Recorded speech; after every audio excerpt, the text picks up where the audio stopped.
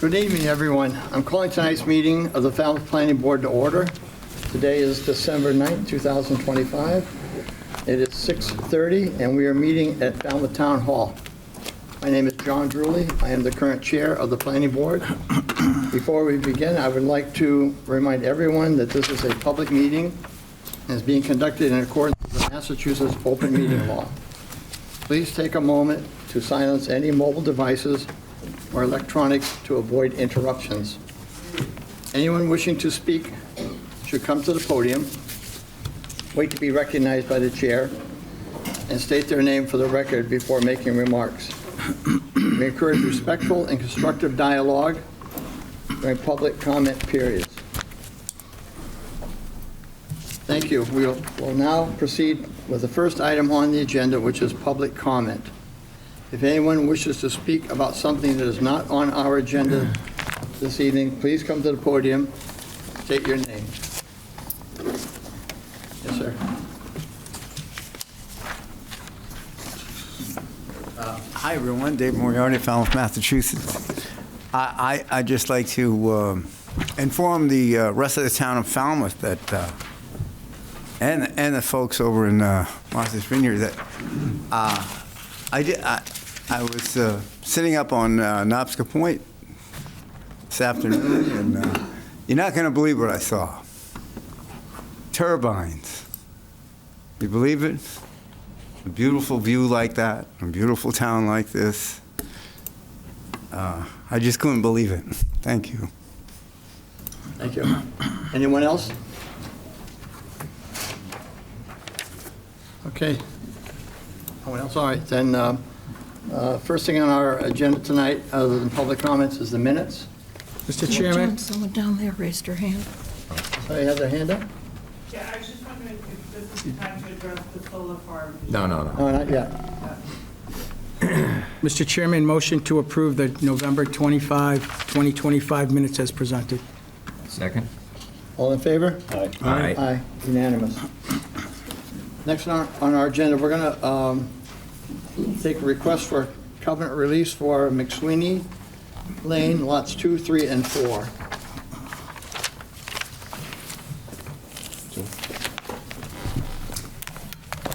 So I suggest that you go ahead and release the covenant in lieu of a bond that was set by the engineering division. So they took a look at the applicant's estimates and then put in a contingency, and their total is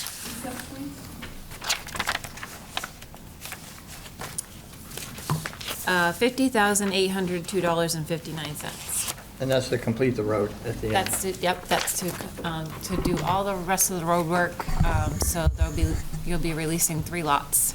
All right, thank you. Can I get a motion to approve? Or any discussion first? A motion? Motion to approve the covenant release. Second. Thank you. Any discussion? Just for the record, the amount that you're releasing it for, $58,500. Okay, I thought because Melinda said that, we didn't have that. Okay.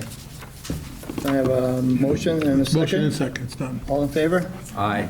Aye, unanimous. Thank you. So we're going to change the agenda just a little bit here, so we have an applicant that doesn't have to wait here for many hours. So the applicant is, I'll let you take it over, Tommy. I recuse myself from this hearing, and I'll be back afterward. Okay.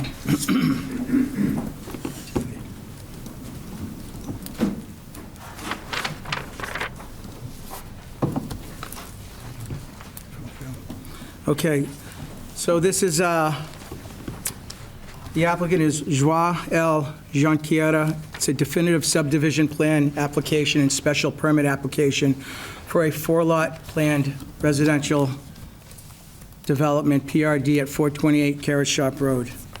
Do we have a notice that we need to read into the record? Okay. And the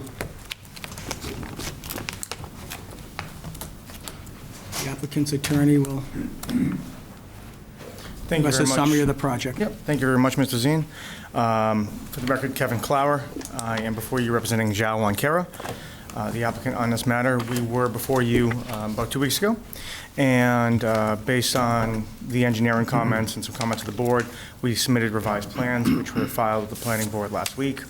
I believe those plans have been responsive to all of the comments set forth in the engineering referral, and basically closed the loop on any outstanding questions.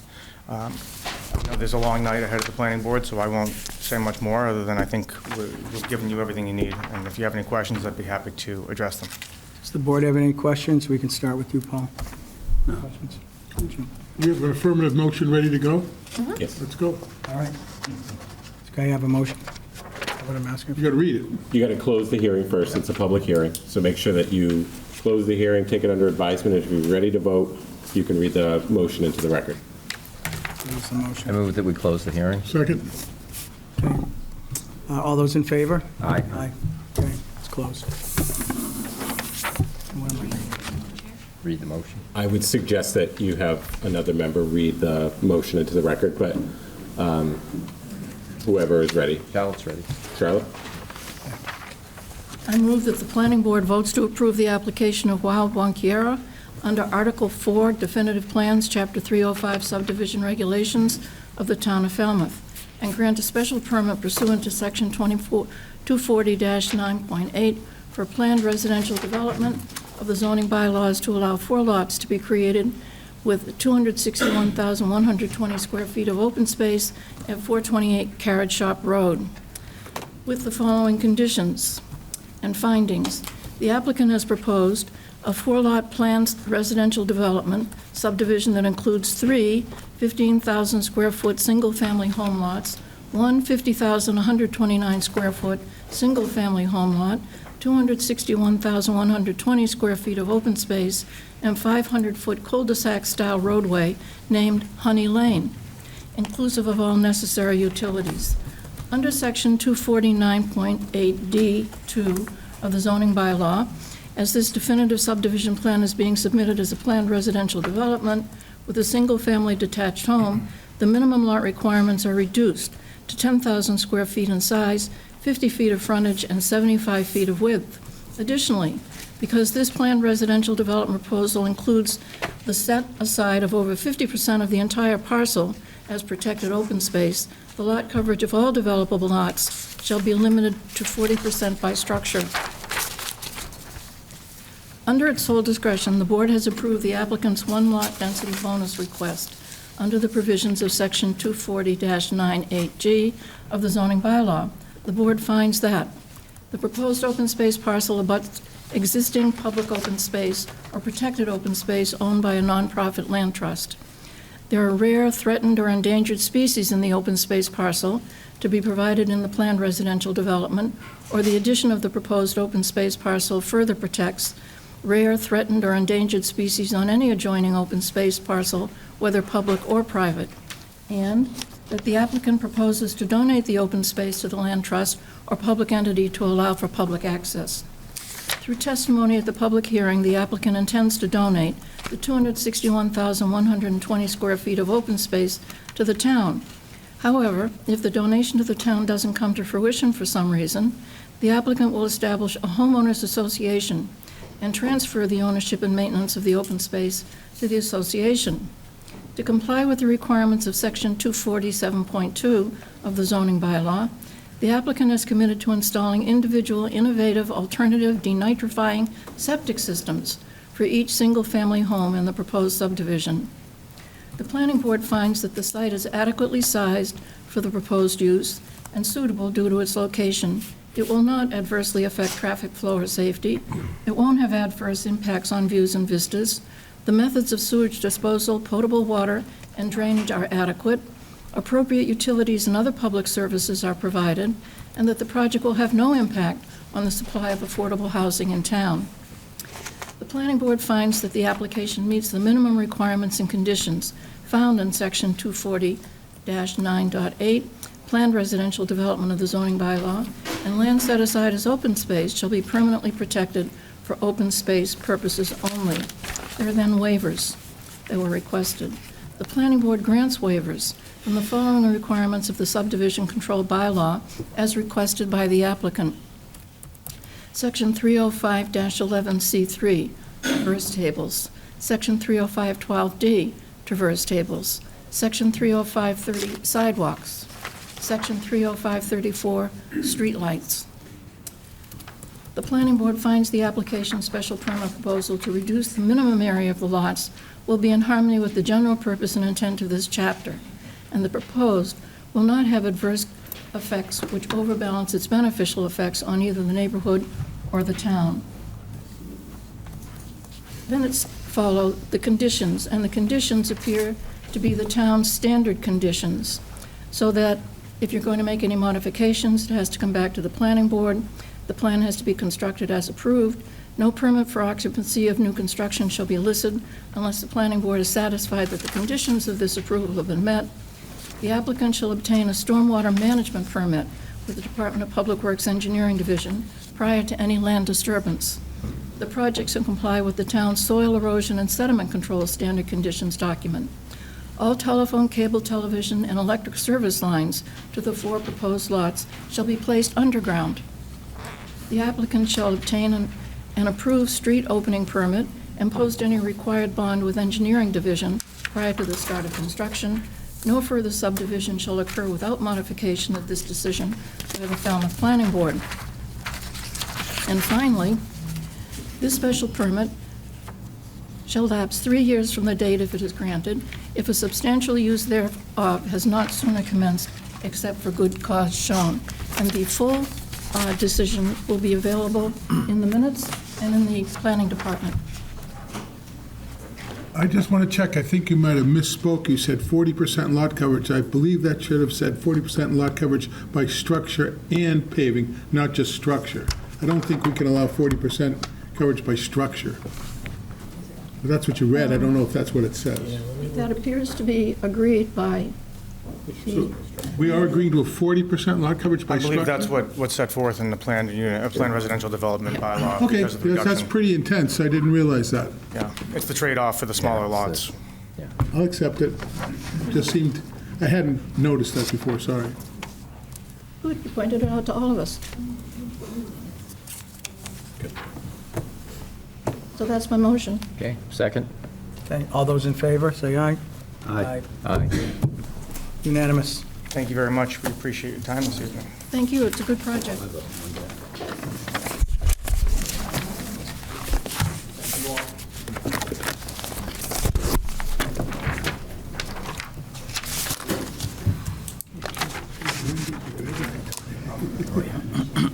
Yes, that's not why they're here. Welcome back.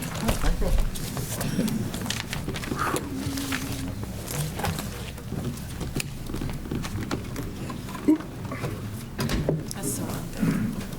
You have to do what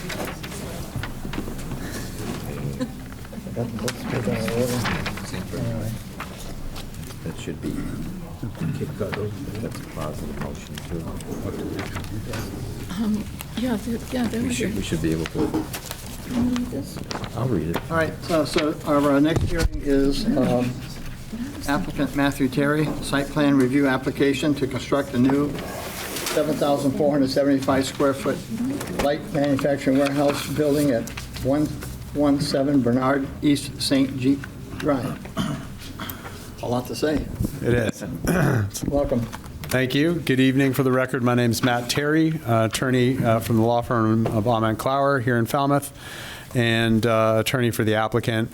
This is our third hearing. Coming out of the most recent hearing, we made a couple of additional revisions to the site plan. We had changed a couple of parking spaces to gravel. We've gone back to paved parking spaces and submitted a revised set of site plans last week to the planning department. We were also working with the engineering department to address some of their comments. The engineering department sent over a revised referral on December 5th, which I'll get into in a moment. One of the comments that engineering had asked was whether we might be subject in part to Conservation Commission jurisdiction because a small part of the project development envelope may be within 100 feet of a wetland marked area on an adjacent property.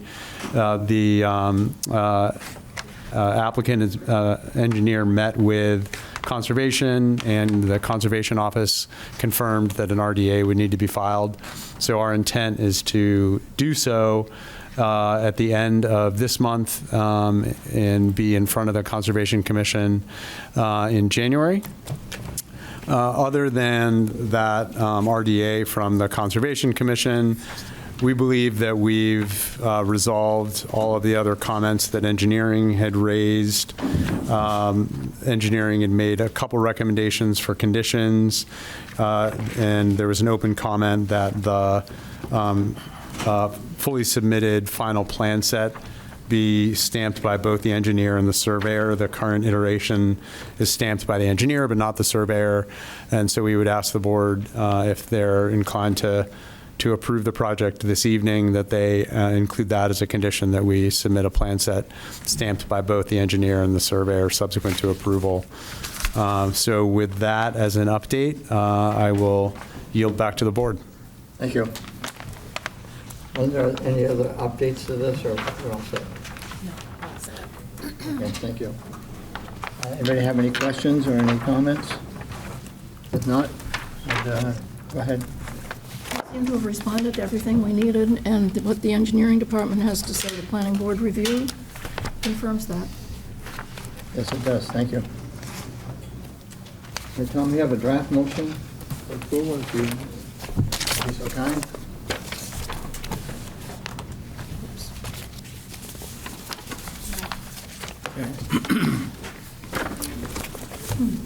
Motion that the planning board votes to approve the site plan review application of Regisa LLC for construction of an additional warehouse building, 117 Bernard East St.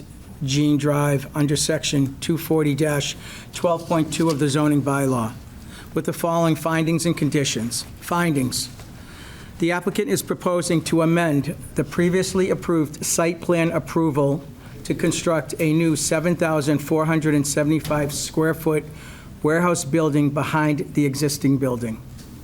The proposed warehouse will accommodate up to 7 new employees, bringing the total maximum number of employees on site to 25. According to the applicant, due to the lack of a retail component on the site, visitor traffic to the property will remain minimal, rarely exceeding 1 to 2 individuals at a time. With a total of 25 employees, the proposed development requires a minimum of 20 parking spaces, and 22 spaces are being provided. Next page. Lighting will be installed on the new building similar to the existing building.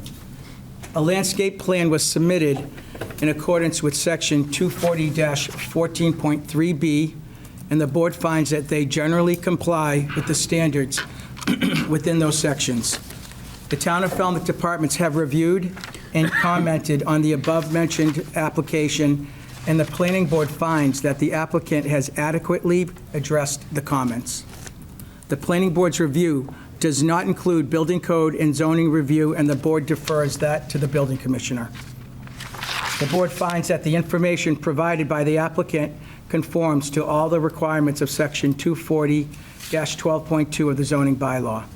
Conditions. Number 1, the plan shall be constructed as approved. Any changes shall be reviewed by the planning board to determine if a modification of this decision is necessary. Number 2, the applicant shall obtain a stormwater management permit with the Falmouth Engineering Division. Number 3, any connections or alterations to public utilities would require permission from the appropriate town department. Number 4, construction of this project shall follow the town's soil, erosion, and sediment control standard conditions document, which can be found on the Engineering Division's page of the town's website. Number 5, any fences erected on the property will need to allow for adequate passage of small mammals and amphibians underneath. Any grading or retaining walls on the property shall not be greater than 1 to 3 incline to allow for the passage of amphibians and small mammals. Block retaining walls alone cannot achieve this adequate passage. Number 6, the project shall meet all applicable standards set forth in the building code as determined by the building commissioner. Number 7, the applicant shall see the engineering division for address assignment for the new building prior to applying for a building permit. Upon completion of construction, the applicant shall post the address for this building per section 99-1 of the town code. Number 8, the applicant shall obtain an approved driveway permit and post any required bond for the engineering division before the start of construction. The applicant shall complete the work approved by the engineering division in the driveway permit. Lastly, number 9, pursuant to Section 240-12.2 of the zoning bylaw, this site plan review decision shall lapse 3 years from the date it is granted if substantial use thereof has not sooner commenced except for good cause. The determination of good cause shall be made by the planning board. Was there one more for the architect's stamp? Is that another I condition? believe the plan has both sets on Okay. it, right? The one that you finally submitted? The hard copies I submitted had them, Yeah. the one that was uploaded to permit. Yeah, I thought I saw them on Okay, there. so So we the don't need to plans are all condition set. that. Okay. Yes, go I'll ahead. second. Thank you. I have a comment. I have some Yeah, I have comments a here. question. Under condition number 2, standard condition about the stormwater management permit, there's been a lot of discussion in the, from the DPW and elsewhere about the stormwater report. Does that include the stormwater report as requested in all those discussions? So Are they asking for a new stormwater report or just a permit? So this condition is actually, it's a good catch. Thank you for catching this. It's actually an error. That condition shouldn't be in this decision because the applicant is not clearing more or disturbing more than an acre of land. So we actually have to pull that condition out. Thank you for bringing that to our attention. Okay. But, so the answer to your question is, under normal circumstances, an applicant who is disturbing more than an acre has to go to the engineering division and apply for and receive a stormwater management permit separate from this process. So we should adjust this Yes. to address that issue before approval? Correct. And by adjustment, totally delete it. They submitted stormwater calculations that were verified by our engineering division, just like normal applicants would when they're disturbing less than an acre. So the stormwater management permit is not applicable in this. So if you for delete this application. condition, that satisfies? Correct. Remove that condition. I'll make a motion, we delete condition number 2 on stormwater management permit Yes. I'll from the second. motion. Second? Any discussion? All in favor? Aye. Aye. Unanimous. Thank you. And then On the motion? the Main main motion. motion. And the main motion. So it's been moved and seconded? All in favor? Aye. Aye. Unanimous. Thank you, Bob. Thank you.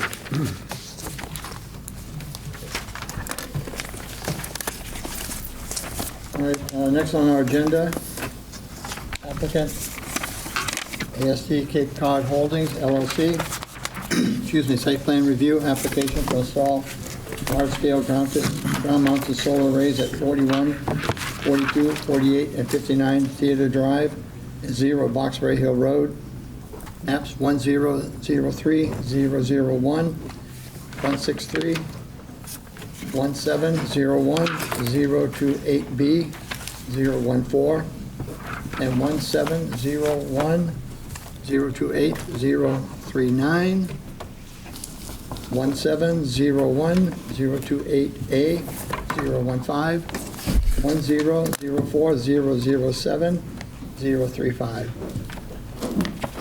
And what we're going to do, Mr. Chair, we had some questions from the last meeting. Mr. Chair is going to address that.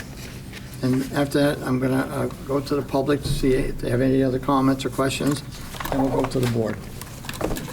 We also, Chairman Drewley, have a presentation as well Yes, I'm sorry. Yes, you do. So I'm not sure when you wanted to slot that into the hearing process. While you're up there. All right. Thank you. For the record, again, Matt Terry from Clower here in Falmouth, attorney for the applicant. This is our second hearing for these three projects. At the first hearing, we gave a general overview. We also came away from that hearing with a number of follow-up questions and comments. We endeavored to address as many of those as possible in a letter we submitted to the planning board prior to the hearing. We can go into more detail on the substance of the letter if the board is so inclined. We'll be addressing a number of those topics as part of our presentation this evening. At the conclusion of our first hearing, at the suggestion of the Director of Development, we had been given specific subject matter areas to cover tonight. And so we have developed a presentation that's responsive to that. We're going to have subject matter specialists come up and address each of their particular areas of expertise. After I'm done with the introduction, Brian Madden, an environmental consultant with LAC Consulting, is going to speak to our restoration plan, to the wildlife corridor. There was some discussion last week around wildlife corridors in general and whether we could divide up the west array to provide an additional wildlife corridor as part of the project design. So Brian will speak to that. He's also going to speak to the walking trails. We had a number of proposed walking trails, and part of the discussion at the last hearing, responsive to both board and public comment, was to see if the walking trails can be designed in such a way that they form closed loops where hikers don't need to conduct a part of their walk on Boxberry Hill Rd. So Brian will be addressing that as well. Then Raul Lizardi, the engineer for the project with Cape and Islands Engineering, will present, and he'll speak to the proposed grading, which will all be on site. There'll be no soil removed from or imported to the project sites, and he'll walk through our grading plan. He's also going to discuss the nitrogen loading calculations that have been made in compliance with the various regulatory requirements, the Cape Cod Commission and the town of Falmouth. And Raul will finally be addressing some view shed issues that came up in the last hearing, looking specifically at providing additional information relative to views of the project areas from Coonamessett Pond itself. Finally, Lawrence Cook, who's with Pure Sky Energy and a construction manager there, will present on the design and system components. He's also going to address noise considerations as well as fire considerations and mitigation. So with that as introduction, I'll yield the podium to Brian Madden.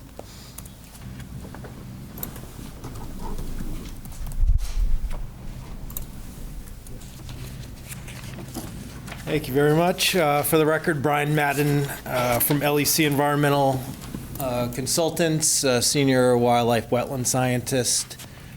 So at the last meeting, we reviewed some of the areas that are proposed for tree clearing that are shown in red on this attached image, and there's some adjoining photographs, representative photographs of some of the areas that are proposed to be cleared. In total, there's 10.42 acres being proposed across the site that are comprised of both intact treed areas, forested upland. Those are the areas that I had mentioned at the last meeting that had the mature trees overstory and also intact shrub layers and ground cover that haven't been managed. There's, of that 10.42, there's 2.75 acres of these managed tree areas where the understory is routinely mowed in between golf holes and standalone trees, which you can kind of see in some of those thinner red line configurations. But the intent of the project is to maximize the protection of the forested buffers in and around some of the more sensitive resource areas, namely Coonamessett Pond, Round Pond, and the vernal pool that's located adjacent to the west array.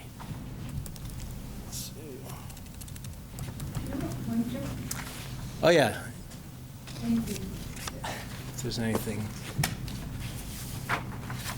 So again, these are just some representative photographs. This is the south array, south of Round Pond, with this red area in the middle portion between holes 5 and 6 being the primary area where the intact forested upland is proposed to be cleared and regraded as part of the project footprint. As previously mentioned, the restoration plan covers 34.22 acres of the subject parcel. That includes 16.05 acres that is dedicated to reestablishing forested upland within restoration areas. There's 650 trees being proposed on site. 23.2 of those acres is within the open space.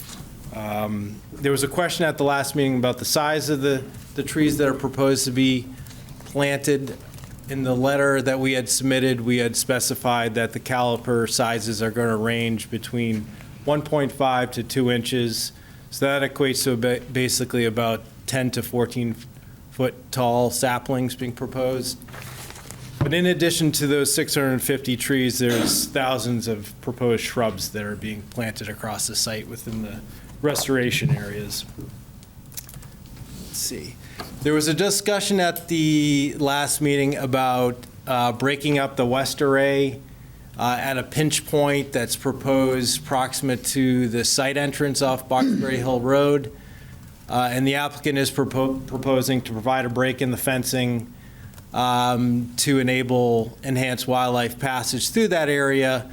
We are proposing to submit revised plans that provide greater detail on that, but this is a schematic of effectively what it would look like, where right here at the front entrance, there would still be a security gate, but it would be your standard gate that's not connected to chain link fencing. The revised chain link fencing would extend through here, connecting to the battery converter areas and wrapping around, and then the break here in the middle, and then starting back over on the south side in and around the array itself.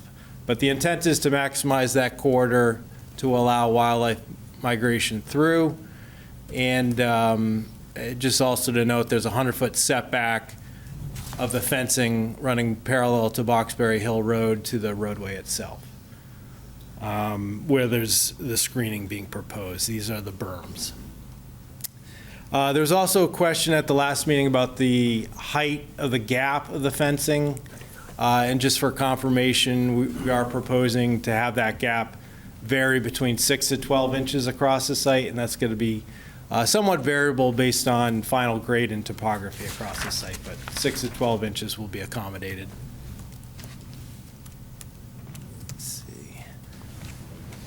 Hopping over to the walking trail network, so there were some comments and questions about retaining kind of a loop network and avoiding the need to walk on Boxberry Hill Road. And what is being proposed here is initially we had the walking trail connecting to existing walking trails that go down to the beach on town property. We are proposing to extend and continue that system, that trail network, so it loops around on site and continues down to the existing crosswalk where there's a cart path crossing along Boxberry Hill Road, and then connecting to walking trails on the opposite side, the east array, and then continue off-site onto town-owned property as part of the Coonamessett Reservation property. That specifically is part of the west and east arrays and the north end, proximate to the intersection with Ranch Road. Along the south array, we are proposing to more formalize a looping trail network. You can see it here wrapping around, but what's existing currently, as I mentioned at the last meeting, there's an existing trail that runs parallel to Round Pond, and we've approximated it in red on this proposed plan, but basically that provides a full loop around the southerly array to create that looping network.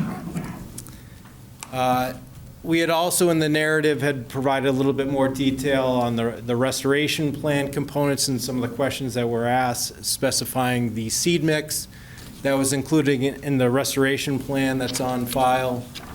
And if there's any questions on that, I'd be happy to answer it, but for now, I'll turn over to Raul.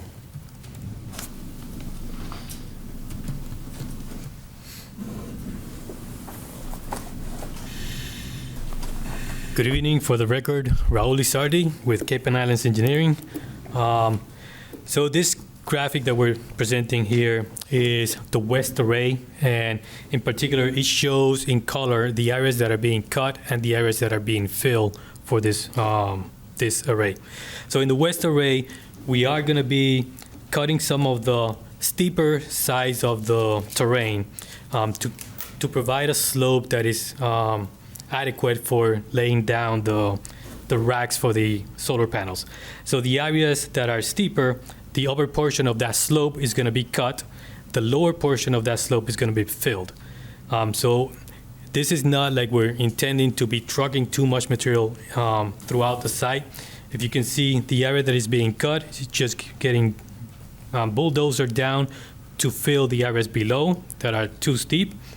Similarly, on the northern section, we are creating some earth berms, so we need to bring material for that earth berms. Right adjacent to it, there is a slope that is steeper than what we desire to put the array systems for. So we're going to be cutting that that hill and building up those earth berms. And similarly, as we go along the site, we see the same scenario happening again. For this array, there's approximately 45,000 cubic yards of earth movement, but all staying within the site. For the east array, which is the flatter of all three parcels, there is the same idea happening, but to a lesser degree. The majority of the excavated material is needed for the creation of the earth berms. We are creating these earth berms to raise the grades along Boxberry Hill. So we are going to be making some cuts and creating some fills to create those elevated mounds. But as you can see, it's a lot less than on the west array. This array roughly requires about 17,000 cubic yards of earth movement. For the south array, we have that middle portion where Brian indicated the clearing that's happening between hole number 5 and hole number 6. That is a rather steep slope. So on the higher side, we're going to be cutting that higher slope, filling in the lower slope, and also building up the earth berms along Boxberry Hill. There's additional cutting over by, I believe this is hole number 8, where there's another slope going down to the green area. That area is going to be cut on the higher side and filled on the lower side for the same purpose. And this one is approximately 49,700 cubic yards of earth movement. There's been a few comments and questions about the nitrogen loading. On the nitrogen loading, the first thing I want to just reiterate is that the nitrogen is transported by water. First, it is applied on the surface by different sources. The one of concern, or most concern in these properties, is nitrogen from fertilizers. So nitrogen is applied to the surface or to the lawn and turf areas. Water takes that nitrogen and brings it down, a certain percentage of it, brings it down to the groundwater. The groundwater transports that nitrogen from within the groundwater underneath these parcels all the way down to Great Pond, which is the body of water where nitrogen has been identified as the concern. So there's been 3 different reports for nitrogen throughout this project and throughout different presentations. Amy Lowell, the Falmouth wastewater superintendent, provided the point of view from Great Pond. So at that point, the nitrogen has already been applied at the site, reached the groundwater, and being transported by groundwater all the way to Great Pond. And the number that she refers to, and she calls out the TMDLs that were done for Great Pond, is 470 pounds per year. Now, that 470 had a attenuation from the nitrogen that was reaching the groundwater at the sites until it came down to Great Pond. That attenuation, based on her numbers, is roughly 43%. Now, the Cape Cod Commission, we provided calculations for the Cape Cod Commission based on the Cape Cod Commission standards, which is Technical Bulletin 91. Their concern is how much nitrogen reaches the groundwater.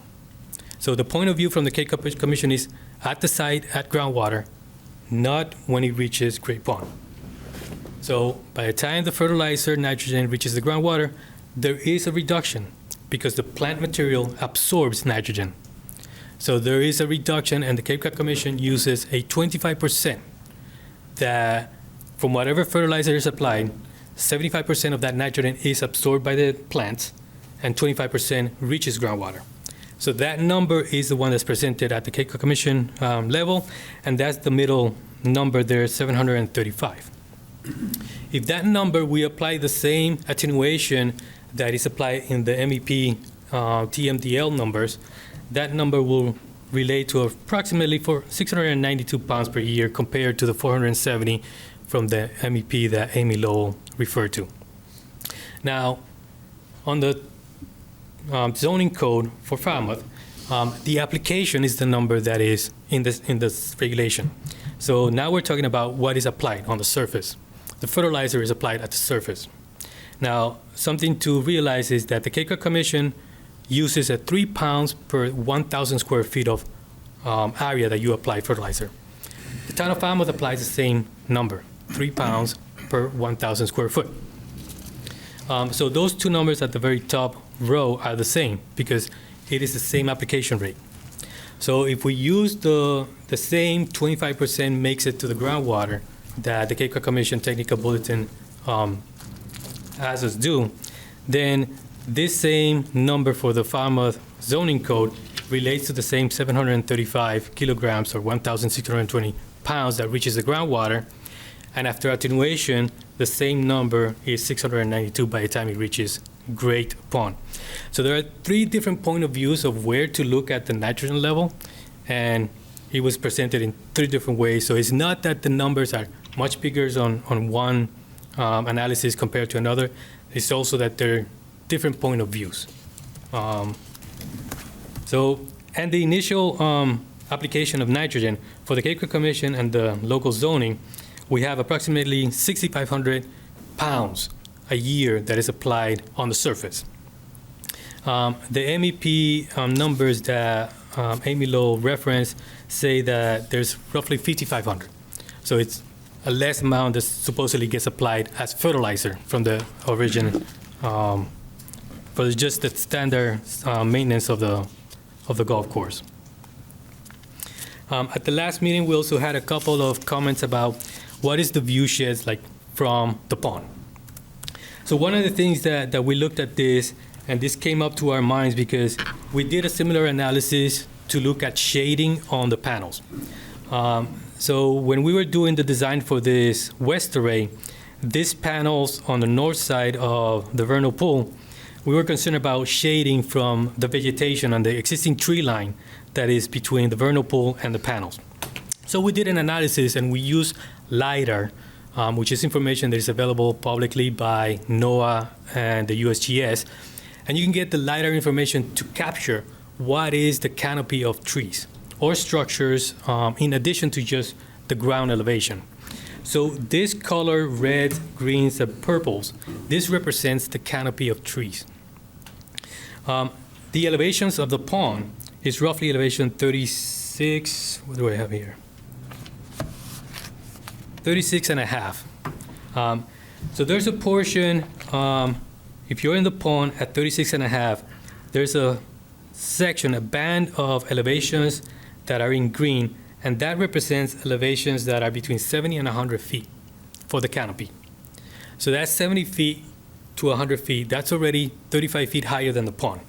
So if you're in the pond, you have to look over when all that vegetation is in full foliage to get past that vegetation. There is a section over to the very northwest portion of the property where we see these reds. These reds are elevation between 50 and 70 feet of the canopy, not the ground.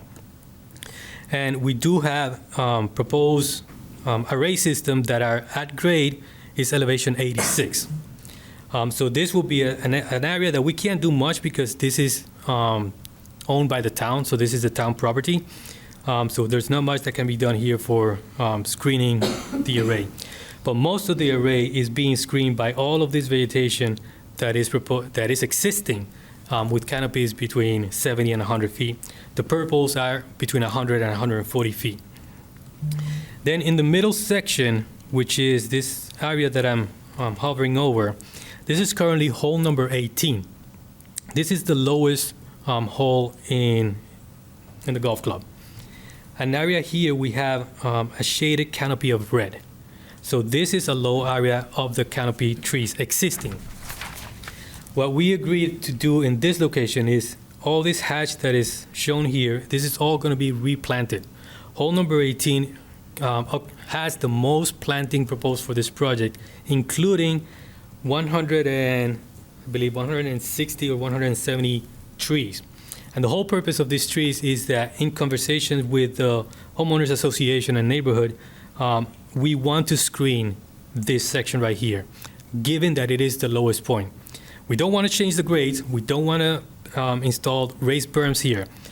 The reason it is a low section and we want to keep it that way, there is a hydraulic connection between the vernal pool in the middle of the site at elevation 37, a little wetland also at elevation 37, and pond, which is at elevation like 36 and a half. So there's not much height difference. There's not much difference in groundwater, but we don't want to change that dynamic. So what we want to do is plant trees, plant vegetation that is going to thrive in this condition, and just screen it with plantings. But that will provide thicker screening through that view corridor. And then looking further south on the west array, there is existing vegetation that's between 70 and 100 feet. Looking at the south array, west of the south array, this entire property is owned by the town. This is open space property, and it is completely vegetated. We have the same situation here where we have existing canopies between 50 and 70, between 70 and 100, and between 100 and 140, between the proposed array and Coonamessett Pond. So anybody that's on the pond will actually have to look up through this canopy to actually try to see anything behind it. But everything behind the ground level at this location is 74.50. The highest elevation is roughly 84.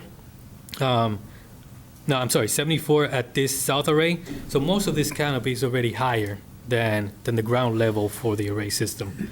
So we believe the view shed that exists today is going to be obscured by the existing vegetation on all these properties. And with that, I will pass it over to Lawrence or Matt. Thanks. I'm just going to tee up Lawrence's presentation.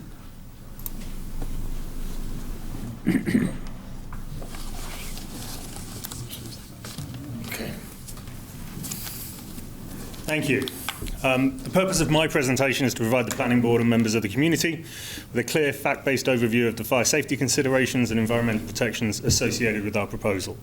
We want to provide information about the equipment that we've proposed, how the systems are designed, regulated and managed to minimize risk, address concerns about potential environmental impacts, including noise, air quality and runoff during an emergency event, and offer a transparent, accessible explanation of the engineering controls, operational procedures and the community safeguards.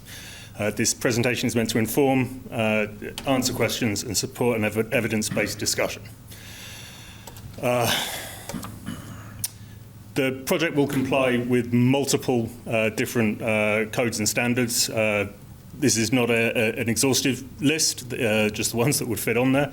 Some of them will overlap as well. The National Electrical Code applies to both PV and the BESS, but it just gives you an idea of the number of regulations that are required when designing, operating, and installing these projects.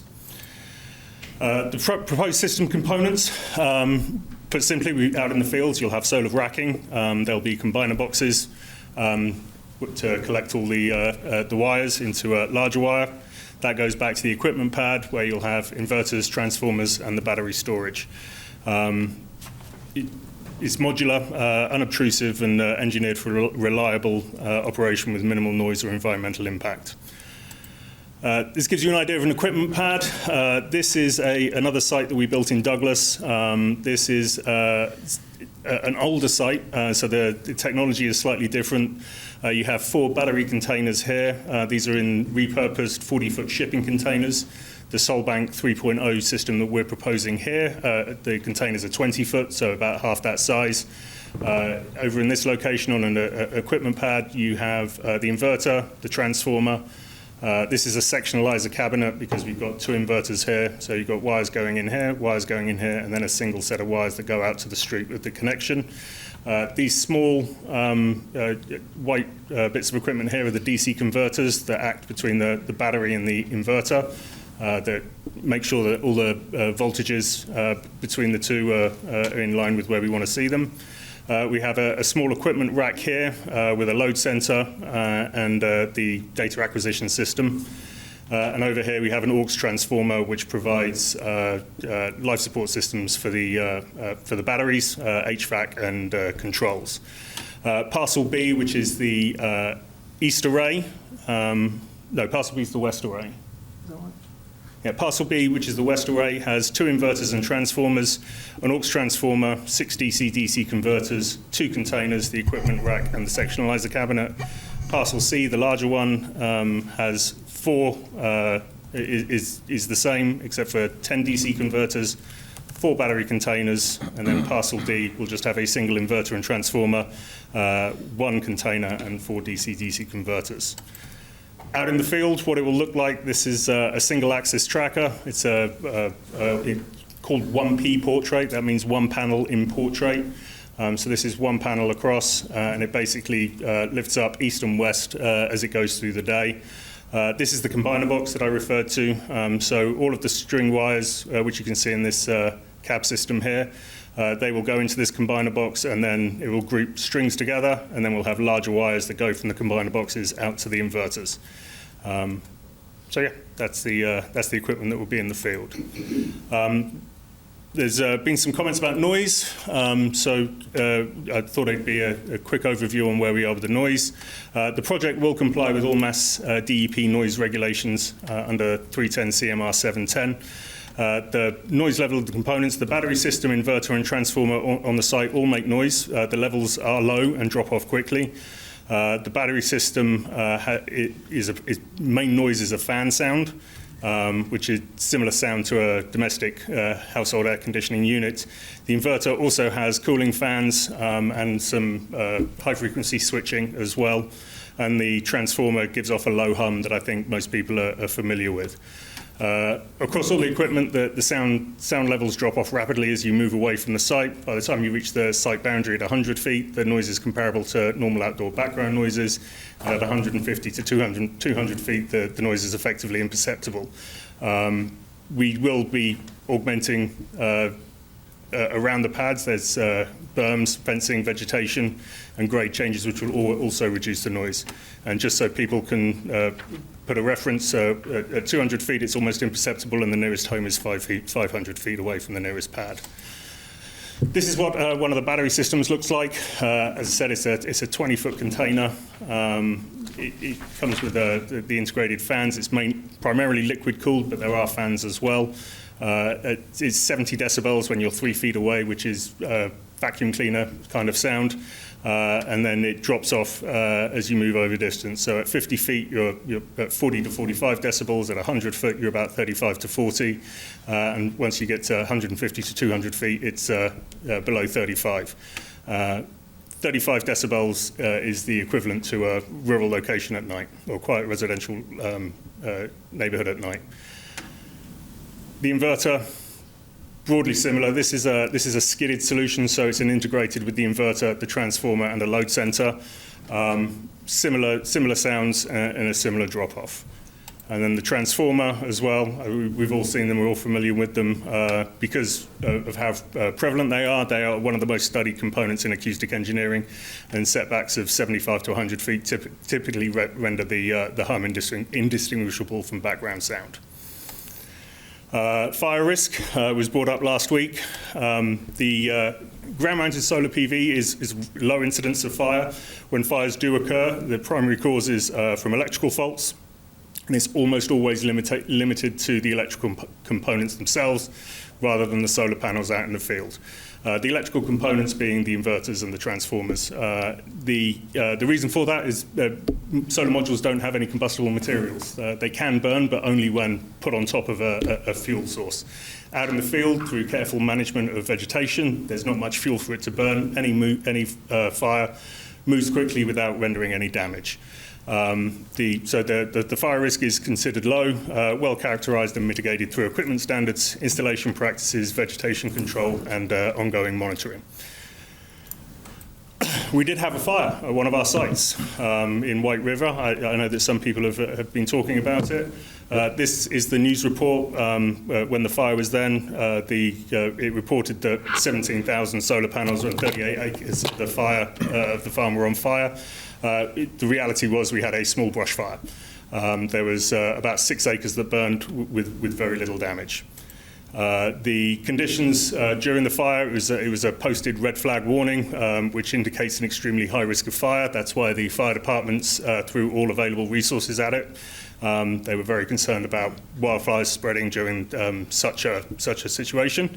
The cause of the fire was never definitively determined. There were a few things that were discussed preemptively on site with walking around with some management guys, but nothing was definitively determined. You get some closer looks up here. You can see that the grass areas that had burned is approximately 6 acres that burned. But there was no damage to the array. There were a couple of modules that were stored on the ground at the time that had the plastic wires and connectors that had melted, but that was it. There was no further damage. We worked alongside NISDEC to ensure that all the systems were disconnected, and there was no damage that required any ongoing monitoring or maintenance. And this is the farm today, fully repaired, fully restored, and fully operational. Battery and energy storage systems, they do carry an inherent but well-defined, extensively studied and managed fire risk that is mitigated through multiple layers of engineering control, testing and regulatory oversight. The main fire hazard with a battery is thermal runaway, where the battery cells get overcharged, unbalanced, and go into a situation where they try and expel all their energy. The first sign of it is generally a release of hydrogen gas. There is monitoring within all the systems to pick that up. All of the systems go through UL 9540 thermal runaway testing, where they physically test how not just the cells themselves, but the full containers, how they operate in a fire. Everything is climate controlled inside HVAC systems and monitor temperature and humidity. And then within the containers themselves, they have gas detection to pick up the hydrogen, which is the first sign of a failure. There's smoke detection. There's deflagration panels, which prevent the explosions. And then there's also automated shutdown sequences as well. The systems are designed to burn in place so that fire departments can act defensively. The last thing you want to be doing is spraying them with water to cool them down, because that introduces a way of being of spreading it elsewhere. The separations are such that the fires will not propagate from one container to the next. It allows the first responders to take a defensive approach to isolate and monitor, and we will work with the fire department, which I'll get to in a little bit.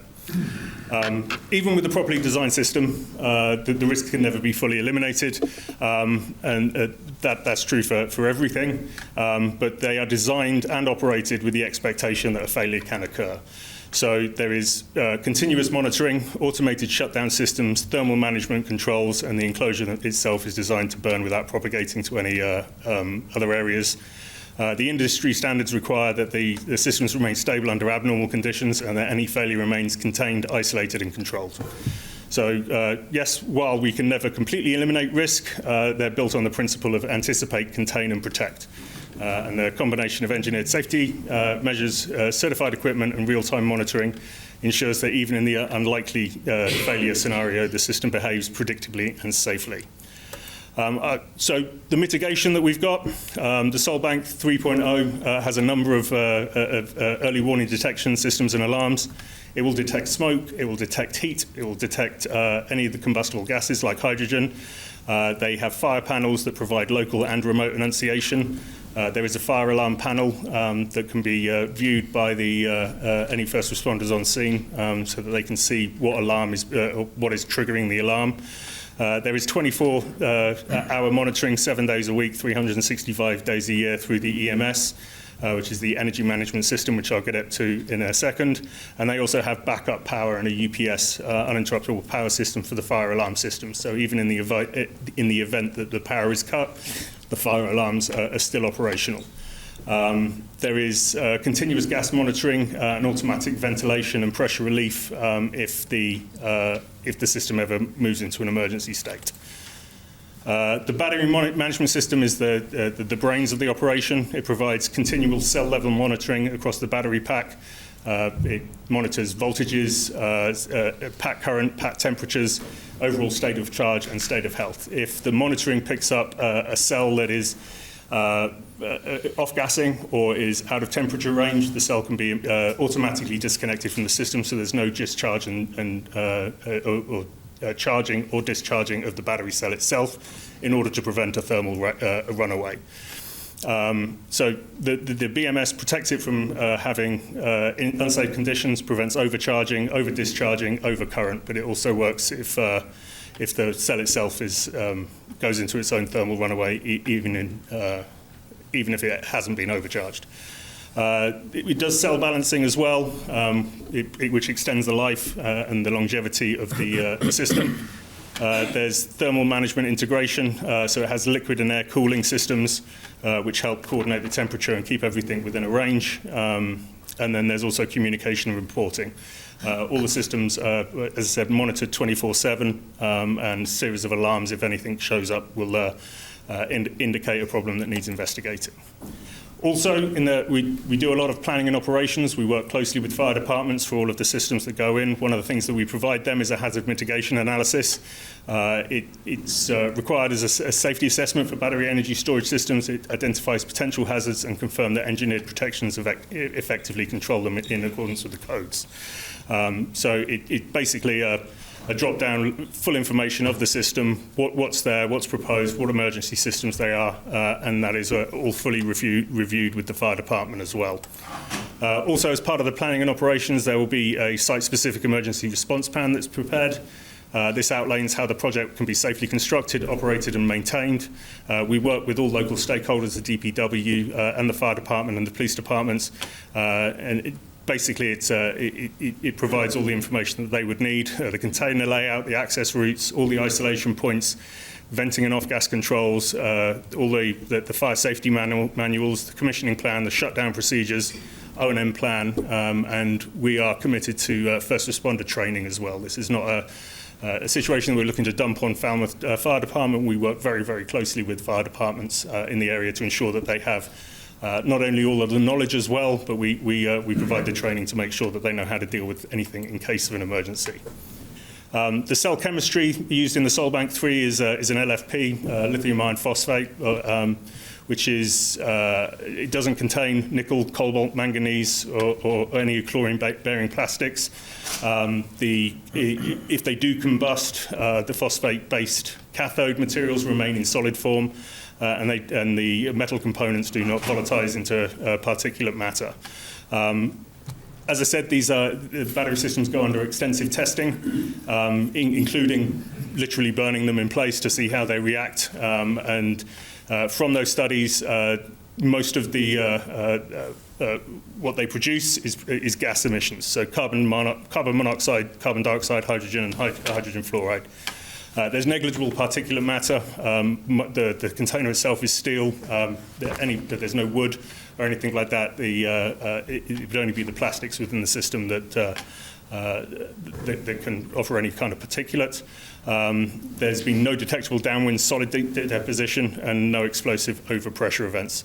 There have been a number of fires in New York, Arizona, California, the UK, and Australia.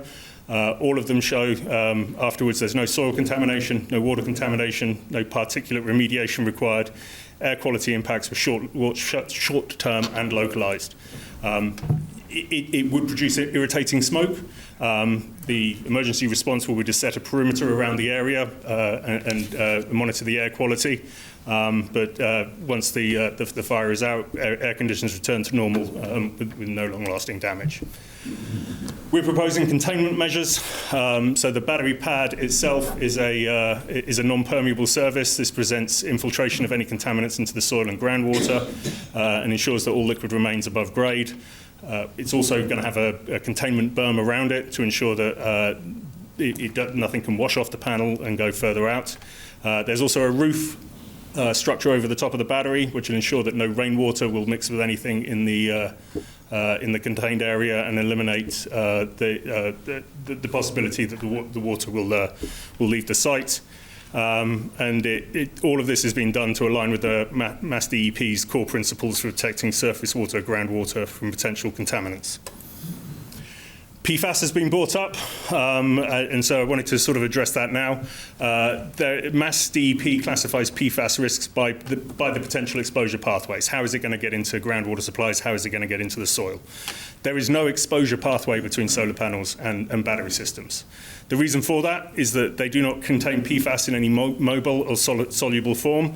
The array and lithium iron phosphate contains no liquids capable of reaching groundwater.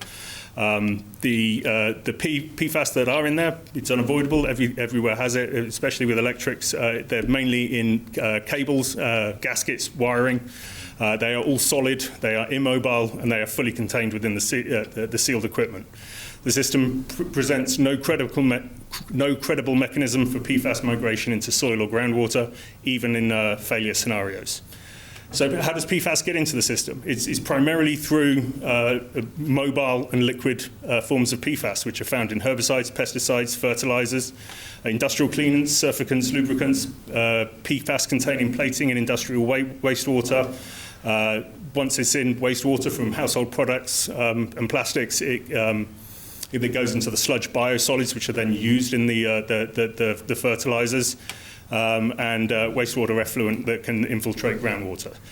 These PFAS are water soluble, so after rain or irrigation, the chemicals infiltrate through the soil and into aquifers.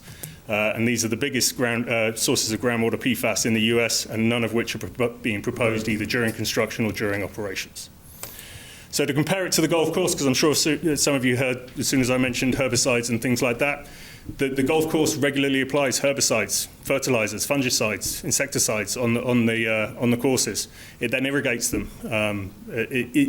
If you're looking for a PFAS risk, the current existing use is far higher than anything that we're proposing here. The pathway is a known groundwater contamination pathway recognized by the DEP and EPA. There can be localized fuel and chemical storage on site. They've got machinery and equipment that needs refueling on site. Battery-powered golf course, I haven't been on the site, so I don't know if they use battery-powered ones, but these all have the same inherent risks as with batteries. But they tend to be lead acid, so they've got liquid forms of batteries that damage can leak out. They don't have any of the additional controls that we do. And as I said, with the irrigation going through, then you're constantly putting that pathway through. We're going to be decommissioning the irrigation system to prevent which would prevent the pathways from going. What we're doing is we're going to concentrate all of the equipment into an engineered footprint with multiple layers of spill prevention and containment. We're going to shift from an actively managed and chemically intensive land use to a low-impact enclosed electrical use with a net decrease in potential environmental exposure pathways. We will not use any mobile or soluble PFAS chemicals, and that means there's no credible ground pathway to water. The large restoration areas, which will increase biodiversity. Golf courses do look pretty, but like our lawns at home, they aren't very particularly biodiverse. A pollinator meadow will increase the number of insects. The number of insects will increase the number of birds and other small mammals as well that feed on them. And also, we're proposing water quality monitoring as well in a Coonamessett pond to study the impact of it coming off from a golf course use. So it would be a net environmental impact benefit to move from the intensive golf course to the solar farm by reducing and eliminating those exposure pathways, and it will materially reduces the long-term effective burden relative to the current site activities. And that is the end of my presentation. I'll hand back over to Matt. John, Okay, and with that concludes our presentation. We'll yield back to the board and are happy to proceed however the board would like. If you're going to deliberate or open it up to public comment, we can respond to questions and comments as they're raised, or we can wait until the conclusion of board discussion or public comment to address comments on a wholesale basis. Thank you. Right now, we're going to let the public have an opportunity. Then we're going to go to the board members. Terrific. Thank you. For questions and comments. So anyone from the public that wants to speak, come up to the podium, give us your name for the record. And for the record, I said this at the last hearing, I want to reiterate it again. The planning board is not in a position to approve or deny this project. That's not what we're here for. We're here to condition this project, to make it the best that we can make for the town of Falmouth. With that,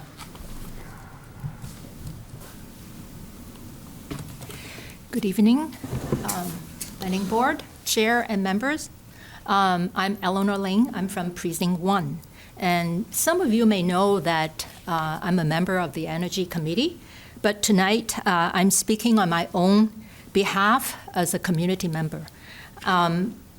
I just want to make a few comments, and also I have a few questions. I want to bring up some information to address some concerns about fire risk, because as you know, there are concern in the recently, and there's LTE in the Falmouth enterprise. Just to provide some context for you, while fires have been reported at battery storage sites, overall these incidents have been very low. And the following is a quote from the U.S. EPA main considerations for safe installation and incident response published in July 2025. Quote, communities should also note that despite some high-profile incidents, improvement in battery energy storage system quality and design have led to a decrease in the number of failure incidents per kilowatt hour deployed, as shown in, let me see, I have a chart here. And, if you want, I can provide the information to you later. That would be great, yes, thank you. This is the increase in, the bar are the increase in gigawatts per hour globally, and this line is the rate, the incident rate. So you can see it dramatically dropped by 2024. You're talking about battery fires, correct? Yes. Well, actually, is total incidents including battery fire. Okay. It probably includes other, type of incidents. And it also be noted that even as global battery storage system capacity has risen from 11 gigawatt hours in 2018 to 303 gigawatts in 2024, that the failure rate per gigawatt hour of global capacity has dropped from around 1.5 incidents per gigawatt hour per year in 2018 to less than 0.03 in 2024. So that's a 56-fold reduction. And another failure analysis study published last year reports that between 2018 and 2023, the global grid-scale storage system failure rate has dropped 97%. So as you can see, as the technology of battery design and containment and management system improved, the risk has reduced significantly. So, as you know, I should have also stated that I supported this project in the past, and I still continue to support this project because this project is, really will be a big benefit and asset to the town. And I have a few questions. I really appreciate the presentation earlier because it went into more details into the battery design and the management system and the integration of the battery storage system with the other electrical equipments and so forth. And however, I have a few questions I'd like to ask. If the questions can be answered quickly, fine. Otherwise, we'll okay. Yeah, we'll take I your will try questions to and do. then answer them at I will another try meeting. to be quick. We have a lot on our agenda this evening. Yeah, I just want to make sure I understand correctly in regard to the emergency response plan. Water will be the primary material used to suppress the fire, any fire. Okay. Will there be non-PFAS fire suppression foam be used in addition to water? And also, if water is still is the recommended best material to contain battery system fires, where is the water source at this site? Because at other fires, there are some challenges because, it's very distant to the water We site. don't have the referral yet from the fire department for this, so I can't answer those questions right now for you. Okay, thank you. Thank you. And one more question is, I know that in the site plan, there's like about 15 feet wide access road plus 10 feet shoulder. Would that be enough area for staging for the emergency response when there is an incident? Thank you very much. Next. Sir.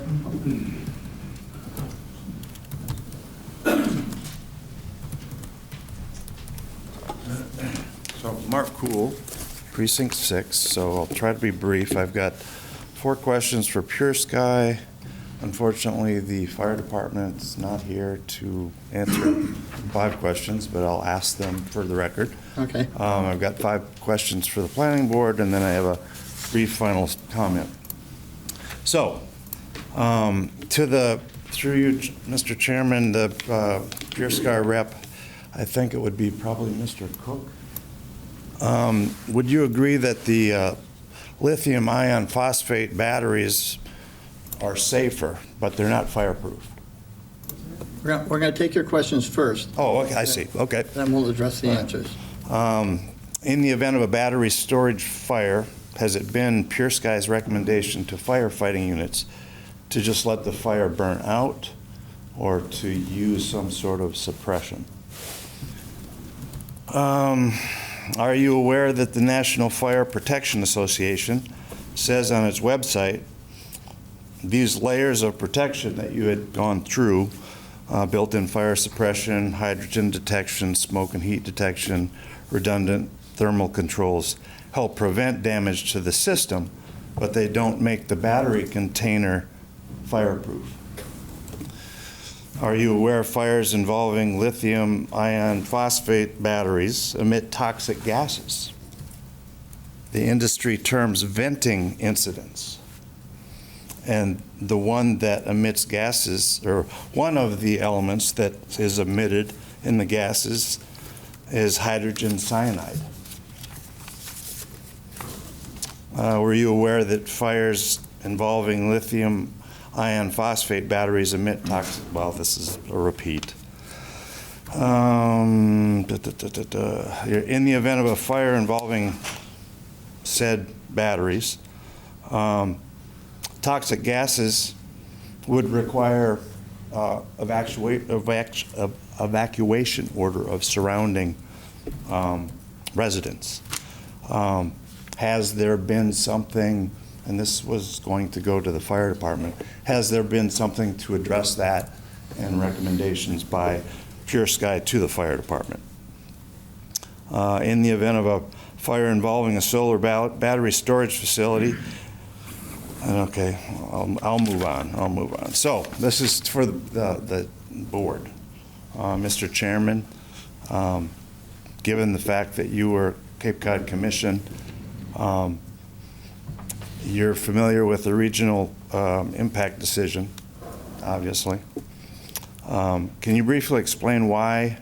Well, actually, you can't. I realize that. But I'm curious why groundwater and aquifer contamination was not identified in the decision as a probable detriment. That's concerning.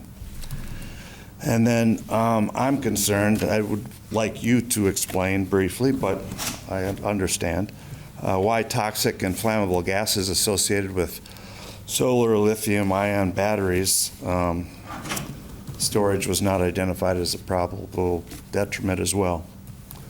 And this is the one that really gets me. I mean, one of many. I don't understand, with the bylaw, the solar overlay bylaw reads not more than 2 acres forest land should be deforested.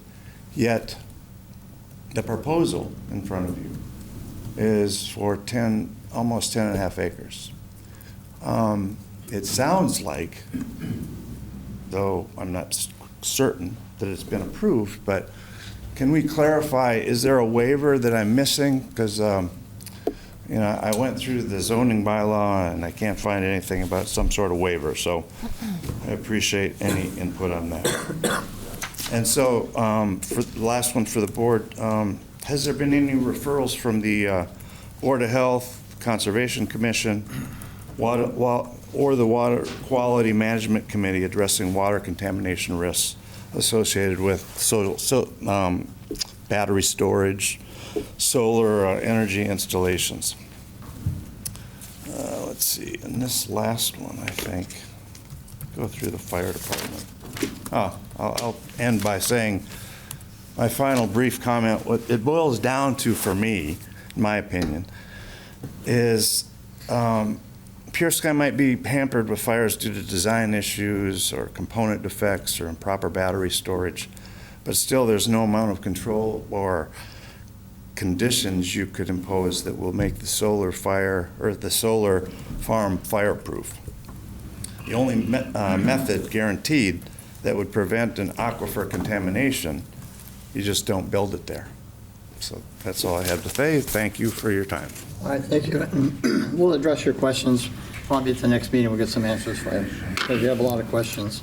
Yes. Yes, sir. Can I have him put it in writing? Of course. Ask him. Good evening, everyone. David Moriarty, Falmouth. Even if Pure Sky meets National Fire Protection Association standard in battery storage, containers are equipped with fire suppression systems, environmental contamination impact isn't guaranteed. For instance, the investigation of Pure Sky Energy White River Solar Fire, October 2024, is still going on. The investigation is still going on. The New York Department of Environmental Conservation, DEC, has reported that long-term environmental contamination impacts are not yet fully known. Not yet fully known. Can't have an answer yet. Contaminating the communities, perhaps in regions' drinking water resource, is it really worth the gamble for a few megawatts of electricity to put our drinking water at risk? Me personally, I'm no scientist, I'm no engineer, but I know the answer is no. Thank you very much. Thank you. And Mr. Cool, before you leave tonight, we'd like to have your questions and so we can address them. Thank you. Yes, sir. Of course. No. Questions or comments? Good evening, Dr. Henry Dick. I'm a geologist with a PhD and master's degree and bachelor's, so I have a little bit of familiarity with groundwater flow. This is a very unique area, the Cape Cod Country Club. Less than 5% of the Cape is suitable for new municipal wells. That was 1999 USGS report. Today, it's much less.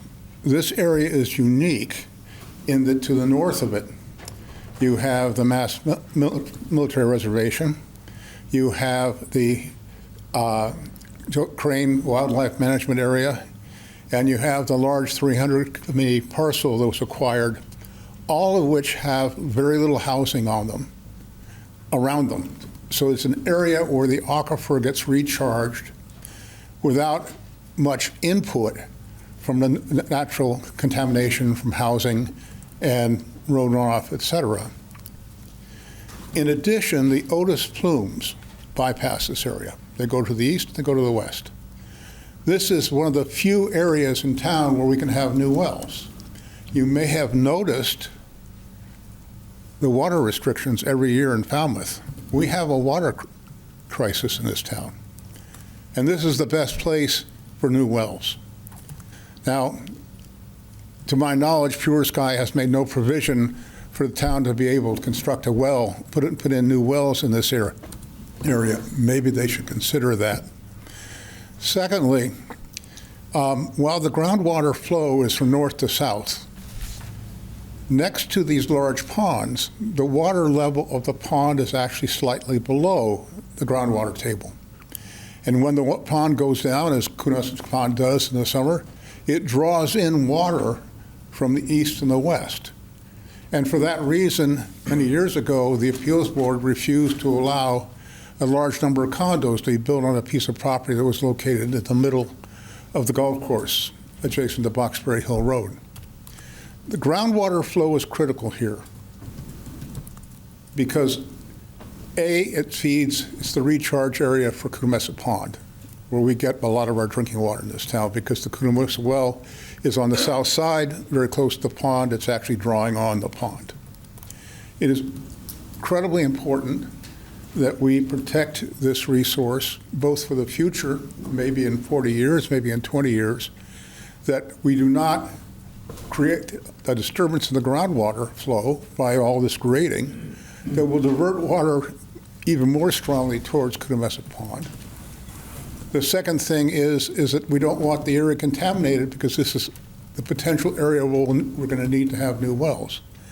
So I think that one of the things that we need to know when they site batteries and their components of this solar array is where the groundwater is going to go if there is a catastrophe, if there is pollution created out of this. That means there should be a full groundwater survey and modeling to determine how the regrading is going to affect the groundwater flow in this area. So I've asked the planning board to condition this, that there be a full groundwater survey to map out the flow fields around this area, both in summer and winter. Thank you. Thank you. Anyone else? This gentleman right here. Oh, Hi. I have a question and a comment. My name is Julia Zagachin. I have a house fairly close to the golf course, and my parents' house literally borders it.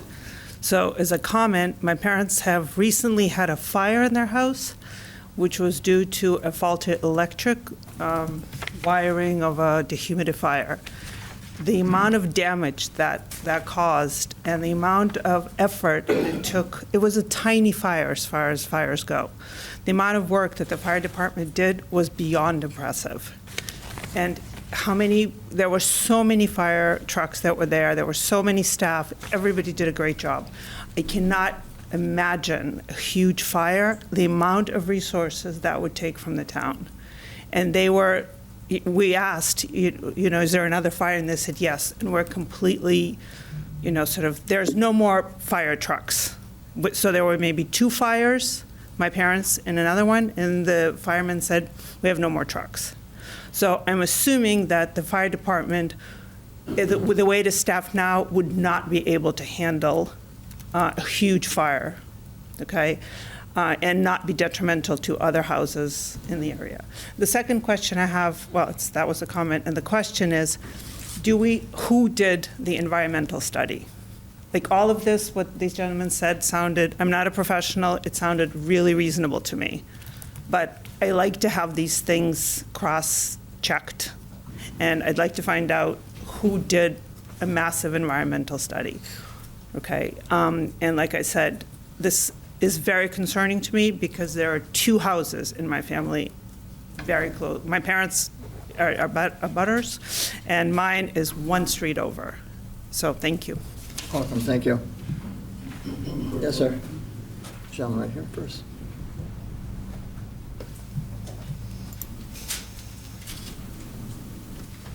Thank you for the opportunity to present a question. My name is Sam Slarsky. I live at 127 Coonamessett Circle in Loxted. The Loxted Association is 72 houses that are proximate to Coonamessett Pond, and about a third of those are actually contiguous.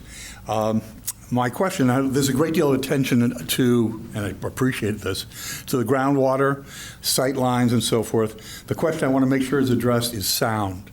The real question I have with a lake being a great conductor of sound, what have you done, and have you done everything you can do to eliminate any kind of a hum or any kind of a sound that would affect our neighborhood? There's, at this point, the reality is most hours of the year, it's near silent in the Coonamessett neighborhood. Our side, the other side, the houses are in that area. If you add just a hum to the neighborhood, you're going to change our neighborhood substantially. I don't want the outside to sound like the inside of my kitchen. And so the question is, have you done everything you can to design silence? At what distance? There's a reference to a neighborhood, a quiet neighborhood at a certain number of feet. My neighborhood is nearly silent for most of the year. Now, forget the summer. Of course, we're Falmouth in those months. But my question is simple. Have you designed everything you can to control sound? I think that we had testimony that the trees are going to be the screening between the solar panels and your property. Understood. And if I remember correctly, your association was very supportive of this project? Yes, there's no question. I'm on the board at Loxted. You have the opinion of the board and the support, but we want every condition. You saw, that's a lengthy condition sheet, and I know you've been attending it, and it's appreciated. This is one that's groundwater is a real concern. It's a very important topic. You'll make good decisions, I hope. Sight lines are important.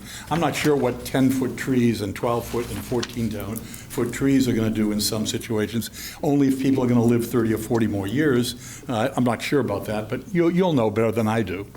But my question really for me and for my association and everyone else in the neighborhood, sound mitigation, not that you've done a good job, you've done everything you can do to control the sound. Thank you very much. Yes, ma'am. Good evening. My name is Judy Atkinson. I'm in a butter at 7 Shumet Road. I sent a letter in yesterday, and Melinda was nice enough to get it out. I'd like to express my concerns regarding the installation of the solar arrays in my backyard and the surrounding residential area.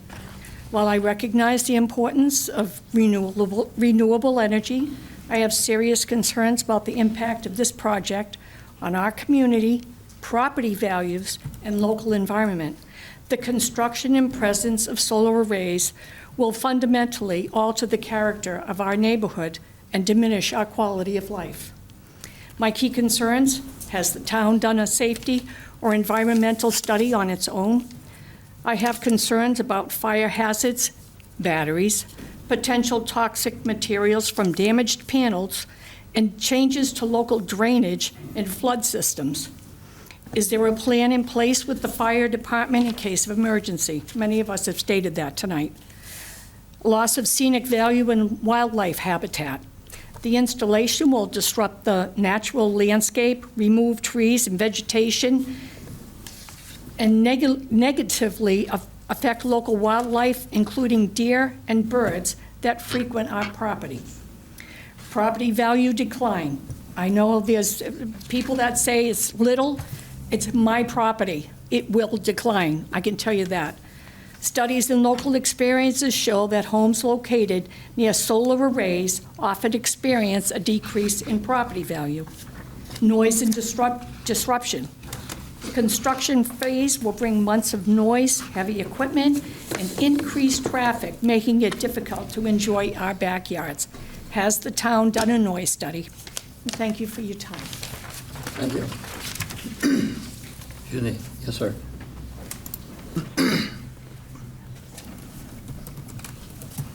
I just have one quick question about your name again, please. David Moriarty, Falmouth. About the sound and the DP.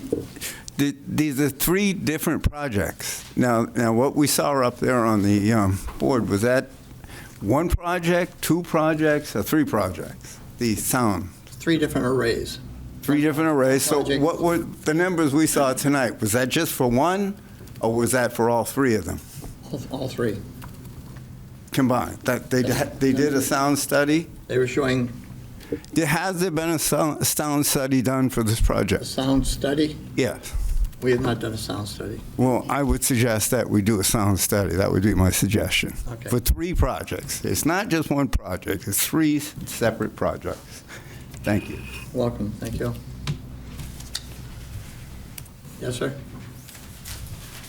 Good evening. For the record, Kerry Murphy, Precinct 7, sort of the chairman of the Friends of Cape Cod Country Club. I would be remiss if I didn't thank this board for their 4-2 vote prior to town meeting, supporting Article 14, which was to remove these this area from a solar overlay district. I think it significantly acknowledged that this project has issues, has very big issues to this community, to the history, to the culture, and to that land. It's going to be industrialized. It's going to have a generational impact. It's never going to be the same, and it's going to be forever. Everybody's brought up fire runoff, the noise. The noise can't be mitigated. The noise will change due to wind conditions, atmospheric pressures. We went through this with the wind turbines. Everything changes. So to answer that question, I don't think anybody can have an answer to that. The loss of property values are going to be significant. No one's going to want to live in that area. And you're going to be selling your property. You're trying to mitigate this the best you can. Was a letter writer to put in an article in the paper, a letter to the paper, and he talked about least harm. So when, John, you talk about, and this board conditions these projects, the only control you have over this, because of the Dover Amendment, is the condition is you can't deny this, which you probably should be doing. And I thought your vote was to deny this if it took the out of the solar. But this amendment, this Dover Amendment that is created by the state, gives carte blanche at this project to move forward on a piece of land that doesn't need it. And it's unfortunate. And it's going to change that neighborhood forever. And it's more of an argument that's emotional than sort of statutory. I'd like to know if this company has a power agreement with Eversource. They're making pretty big claims about where this power is going to go and who is going to benefit. And they have an agreement? Yes. They have an agreement. Thank you. The last time we talked to them, they did.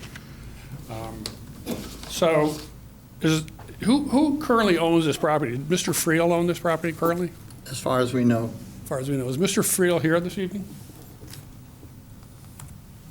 Has anyone at this board had a conversation with the owner of this property over the years? No one. No. Yes, and that's really unfortunate. You know, we're sort of, this is not community planning. This is planning about an out-of-state owner who doesn't live here and doesn't care about this. It's almost like an extortion planning process. And it's really unfortunate that we have to find ourselves as a community. I want to make this very, very, very clear. Town meeting approved this as a solar array district.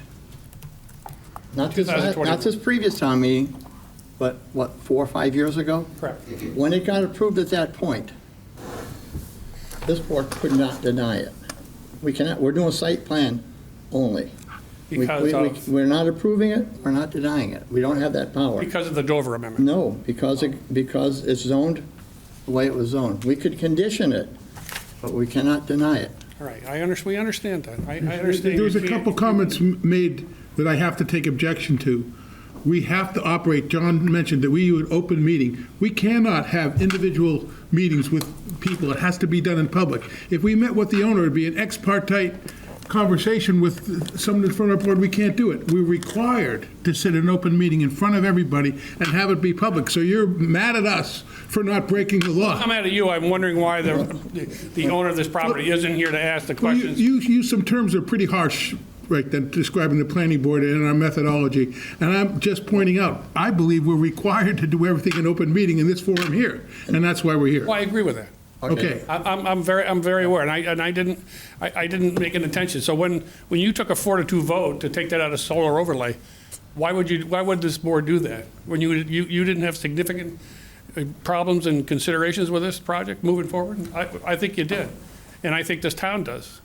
And I think the lack of control the planning board has speaks volumes to the lack of good quality planning that's going to go forward with. That 4-2 vote was to send it to town meeting to let town meeting decide whether they wanted to change the zoning or not. Yeah.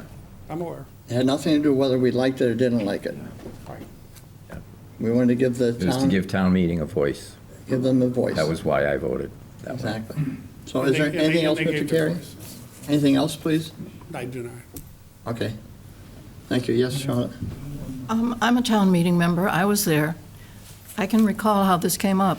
And many of the people who are here now supported putting it into the solar array district to prevent it turning into an enormous housing development. We thought that was a good idea. Probably is a good idea. The things that are the matter with this, and there are things the matter with it, are things the planning board can address. One of them might be the scale of the project, the siting of it, the things that in fact we properly can look at.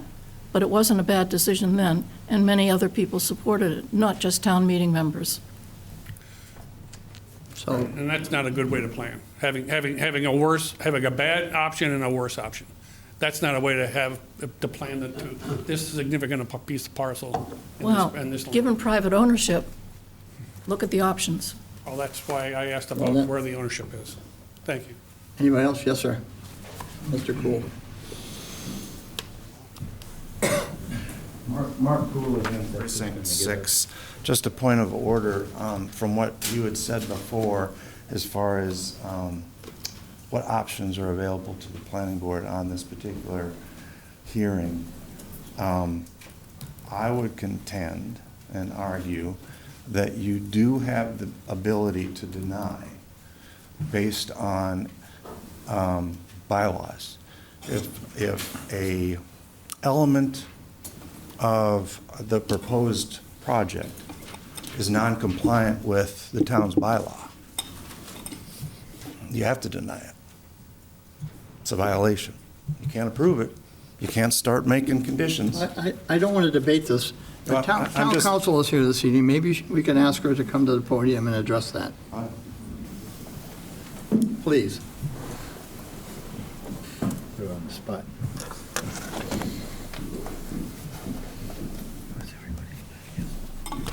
Good evening, Maura O'Keefe, Town Council. Welcome. Thank you. Thank you for asking me to come up and speak with you. I hope I can help. Is there something in particular that you wanted me to address? There seems to be a concern that we can deny this project, or we could have denied the project. So this is a by right project, which means that you can't deny it. You can put conditions on it. But the conditions, because it's a Dover protected use, must be reasonable. Unreasonably placing conditions or restrictions on the project would run afoul of the law, very simply.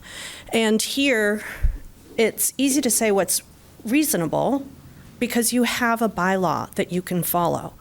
That bylaw has been reviewed and vetted by the AG's office as recently as the recodification. During the recodification process, the AG's office did take a hard look at this section of the bylaw, section 240-7.4. Did I get that right? Mm-hmm. Nailed it. Excellent. And at that time, the AG's office actually disapproved of part of the bylaw, and the town was required to remove that part. And the remainder is considered a reasonable regulation of solar. So as long as this board sticks to the parameters that are contained in the bylaw, there's a good chance that any decision that this board issues as to site plan review will survive scrutiny. Where you might run into problems is if you push the boundaries of what's already contained in the bylaw and create more stringent conditions than what's there. If it's a unilateral imposition, it very well could be considered unreasonably regulating the project. All right, thank you very much. You're welcome. Anyone else in the audience? Any other questions or comments? Yes, sir, Mr. Dick. But again, your name for the record. Yes, Henry Dick. I have a question for the solar company. Did I see that you had as one of your gases that would be involved in case of fire, HF, otherwise known as hydrofluoric acid? One of the most deadly acids you can possibly think of, not because it has to pass, but because you can't stop it. It's very hard to neutralize. And you want to put HF in the air around my house? I'm very sorry, but that is a real concern. So you need to address how big a concern that is, because I worked in a lab with HF. You touched it, best thing to do is chop your finger off, because you can't stop it. It just eats on and on. It's a very, very nasty. Thank you. Thank you. Anyone else? Last time. Last time. Last time for tonight. For clarity, I just wanted to read the solar overlay district bylaw. No, we're not going to let you. We all have it right here. Okay, We don't need you to read it to us. So just do me a favor then, review the 240-51 purpose, second paragraph. Thank you. Thank you. Anyone else? Okay, thank you very much. All right, board, any comments, questions for the applicant? Charlotte? I want to thank the people who sent us their concerns in writing. It makes it easier for the board to really attend to them when we get them in writing. Probably the most thoughtful one and complete one we got was from the Lockstead Board of Trustees, and I really appreciate it. And they suggested a number of conditions. I thought they were really good suggestions. And I guess I have one huge question for the people representing the different aspects of this project. Have you looked at all of the conditions that have been suggested? And it's true that we could sort of try to match what you're saying to any one of these, but it's difficult, at least for me, to do that. It would be easier to go through these conditions one by one and see what your response might be. And I think a few of them are really worth taking a look at, maybe tonight. I don't know what time you want to give to this. Do we still have one more night? To the Lockstead, we have two more. The Lockstead commissions? This is the Lockstead response, the conditions that they were asking that we put on this project. I think we're going to probably read the letters, so. I want to hear their answer. Okay. Could I make a suggestion, though? I would rather them, if they've received these, they could come up with their responses for the next time we meet. That's reasonable. But I point out the ones that are particularly of interest. If you haven't, and I think that you all from Pure Sky have it, number 2, about all the grading that's going to go on, and it might be unnecessary given the improvements in the way that solar panels can now be flexible. You might not need to regrade. So these are questions for Pure Sky? Yeah. Okay. The applicant? Okay. Yeah, that they would answer that. And number 10 particularly, the visual buffers to maintain and importantly commit to maintaining them permanently. Those would be the 2. And for the street trees. But to look at each one of these and give us a response to them, that would be very helpful. And make it available so that the people who put all their effort into writing it can know it. Thank you. Maybe this is a question for Jim, since you were involved in the solar farm at the landfill. Are all the systems that are going to be part of this system already in place at the one at the landfill? The battery component is new. We didn't, I think they might have added batteries since then to it, but we did not, they didn't have the batteries capacity then. So that's the biggest component. Okay. And that's where some of these issues are coming from. And has the Brivocal Lawrence Lynch gone forward? Have they started installing their solar panels? Yes. Okay, so we have 2 solar farms upstream from Long Pond and other watersheds. And then there was a concern about the fire department and their ability to service a large fire rather. All fire departments have what's called mutual aid. So we would have Sandwich, Mashpee, Barnstable, Wareham. My father was a fireman from a small town outside of Boston. He spent a lot of time fighting fires in Boston.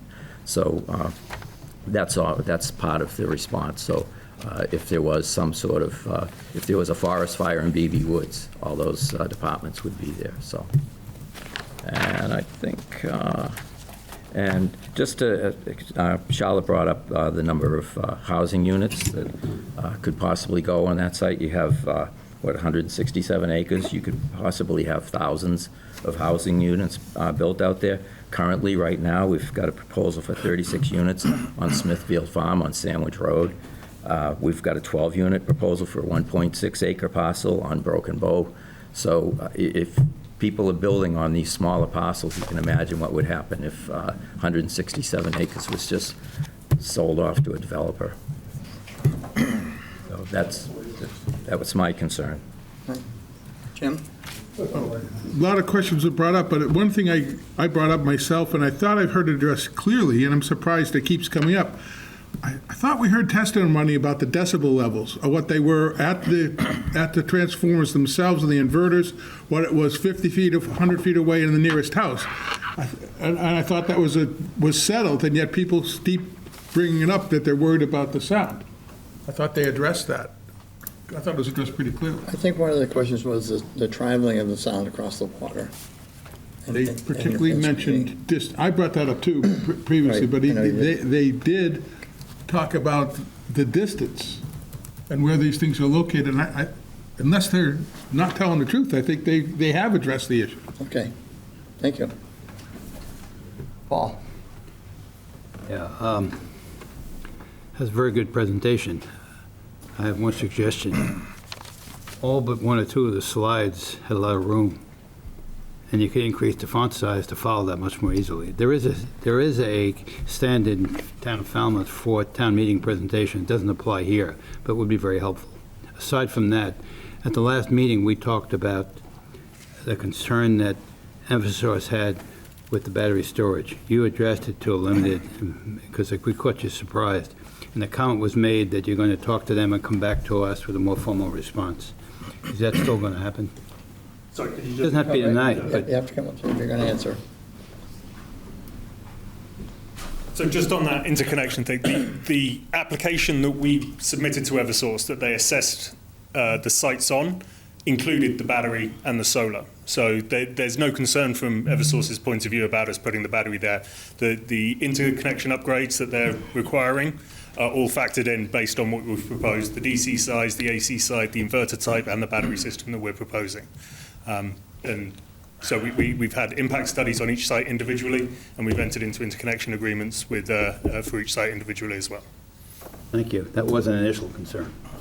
Thank you. Yeah, the gentleman who spoke about the corridor, just come up to the mic, please. Thank you.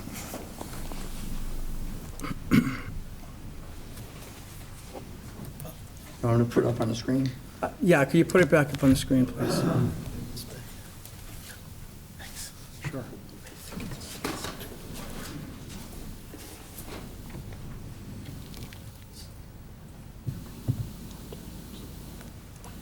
Doing this here? Appreciate the corridor. I just want to make sure I'm clear on this. So there's going to be a security gate. Will that be, obviously that won't be closed. It's just a gate that can be closed. So when you talked about a security gate, so I guess my question is, can a coyote or deer walk across Boxberry Hill from the east to the west array through that corridor and reach the edge of the Coonamessett Pond freely? Yes, it would. So the security gate would just be like two bollards with the swinging bar, basically to prevent unauthorized vehicles from accessing the drive.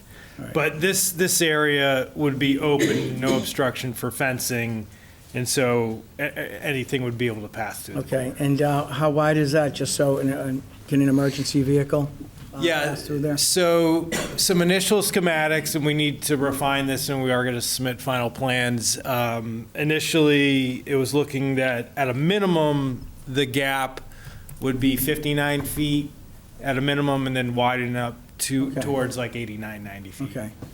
And one more question. So MIPA review. This is over 25 acres. Should this have triggered a MIPA review? Just curious. I can answer that question since I'm familiar with MIPA.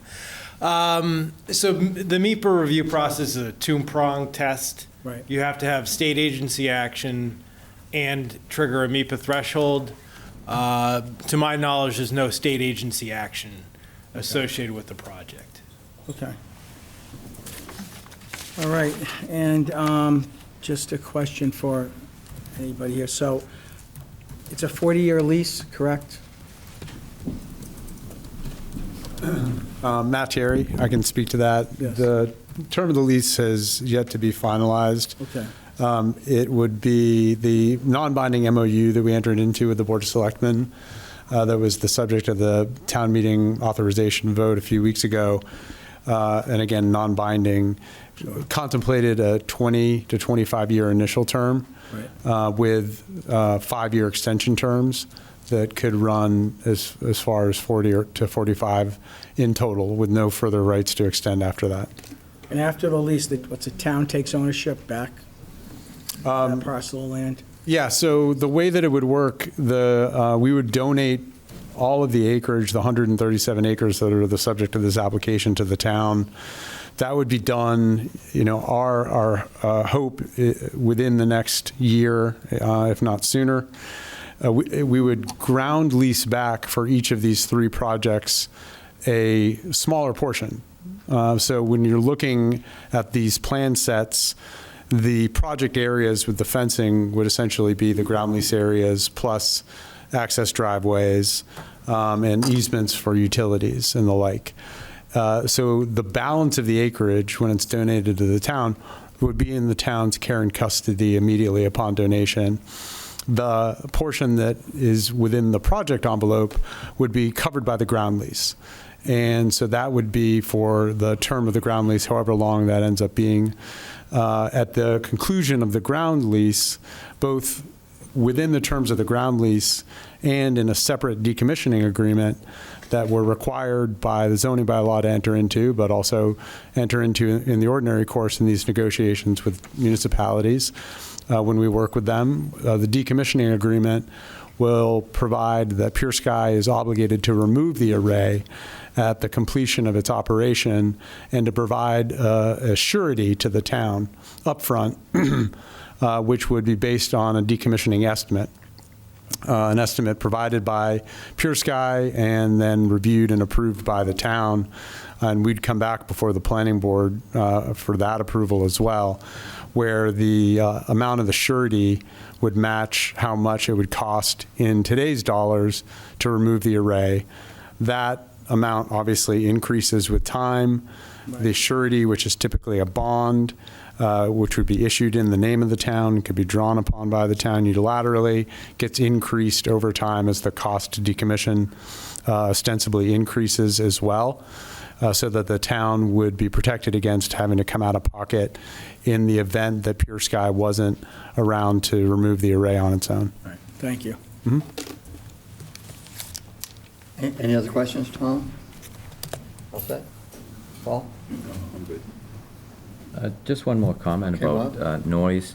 I work outside in neighborhoods all over the Cape, and if you want to talk about noise, listening to leaf blowers and lawnmowers all day. Today I listened to 6 hours of a gas-powered leaf blower. And it's all the time. Any neighborhood I work in, there's always something like that going on. So we live in a noisy world, and I think they've addressed the noise concern very well when you're looking at the distance from the units to where it is mitigated or indecipherable from regular background noise. I don't think the noise is going to be that big of an issue. Thank you. Charlotte? Maybe it's going too far into the weeds, but I'd like to ask a question about the soil and the grading. No? That's all right? How you want to ask? Well, I'm a gardener. Of course. I've dealt with the soil a lot. The soil here is not great. When we started gardening at our place, we had to bring in loam, 8 inches of loam to grow anything. And if we wanted to grow a good bed, even pollinators. The pollinators, after all, are perennials. They require good soil. You have to bring in loam. And I wonder if that's part of your plan and where it would come from. If you're using only materials that are there, how are you going to deal with that? If you've scraped it all off, how are you going to reloam it and then seed it? But we will if we have to. The soil map showed it as being good soil. For the record, Raul Lizardi for the project and representing the applicant. So the intention is this site as a golf course has a good loam layer on site. The intention is to scrape the loam layer, keep it in a pile, grade the site to the levels and the angles and slopes that we need to place the array, relay the same loam over that graded area, and then spread the meadow, the seeding. So the existing site is going to provide all the loam that we propose to use, and all the site. We're not proposing to export any material or import any material. There is imported material. There is some gravel that is going to be used for constructing the driveways. There is the gravel pad for the equipment pad. That's going to be import material, but that's gravel material typical that for any site like this. But in terms of earth material, it's all on site. How will you irrigate as things are starting to grow? There is going to be a contract with a landscaping contract that will maintain things irrigated. Like it was mentioned, the existing irrigation system is going to be decommissioned. There's existing wells for irrigation on site. That's going to be decommissioned. Because of the grading that is taking place, some of the existing irrigation lines will be ripped out. So the system is not going to be operational. But there's going to be a contract with landscaping management to maintain the plantings alive. And has any consideration been given yet to restoring any of the proper grades when it's decommissioned? That has not been considered.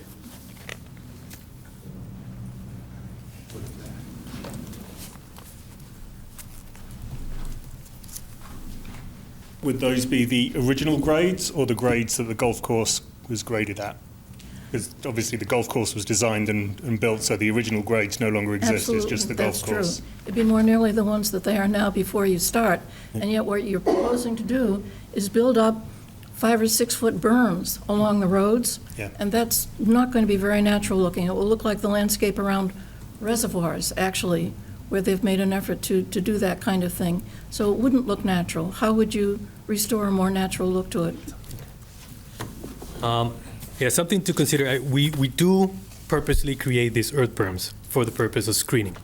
But we intend to use this site for about 40 years, and the planting will take place in the early stages of this project. So if you're thinking of recreating the site, you're actually asking for deforesting an area that's going to be 40 years now vegetated. With all these earth berms, all this screening that is being proposed, which once the town owns the property, I guess the town could choose to do that. But think about, at that point, you're eliminating planting that is roughly 30 to 40 years old. And just on the grading, pushing dirt is expensive. We will only do as much grading as is necessary for the solar. I think is it 10% that everything's sort of set up here. So 10% grade is what we're looking at the moment. We are identifying racking manufacturers which may have slightly higher tolerances in terms of slope, and so we would reduce any grading accordingly. As I said, we're not interested in spending money unnecessarily, so if we don't have to grade it as extensively, we would certainly not do that. Good questions. Olive, any more? No. Anybody else? Okay, I've got a few questions, please. As far as the grading goes, excuse me, when we reviewed this at the Cape Cod Commission, they're going to move approximately 5,000 to 6,000 truckloads of soil around the site. It's not going to be a little bit of grading here, a little bit of grading there.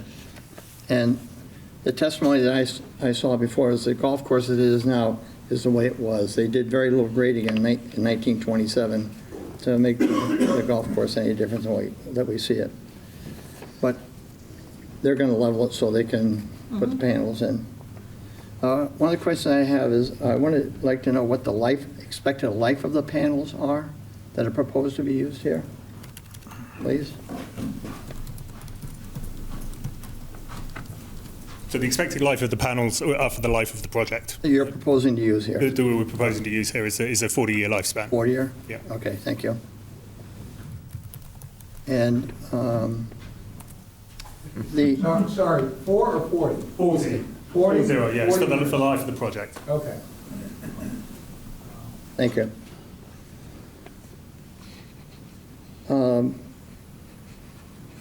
Let's see, the paths that are proposed to be here, walking paths, are they going to be constructed, or are they just going to be people walk on the ground and they'll make a path out of it eventually? It'll be a mixture. There'll be some natural pathways. I think we're repurposing some of the old golf cart trails, and there'll be some other areas that will be subject to. Most of the ones they see to go around, like the water and stuff, those are not there now. So are you going to... They'll be cleared and natural. We're not intending to have a... You're not going to put like a little dense grade down or anything of that nature? I don't think that's the plan. People are going to walk on it and it'll become a trail? Because you have the blue lines. I mean, it looks very nice on the plan. So, Ray, the project was presented to the Cape Cod Commission, and the Cape Cod Commission, one of the goals that was being targeted is remove as much impervious surfaces as possible, including the car paths. Now, there's a few existing car paths that are down steep slopes. We presented the project to keeping those steep car paths that are currently paved, because if you remove the pavement, those car paths currently become the avenue for runoff water, and then it becomes gullies and erosion problems and things like that.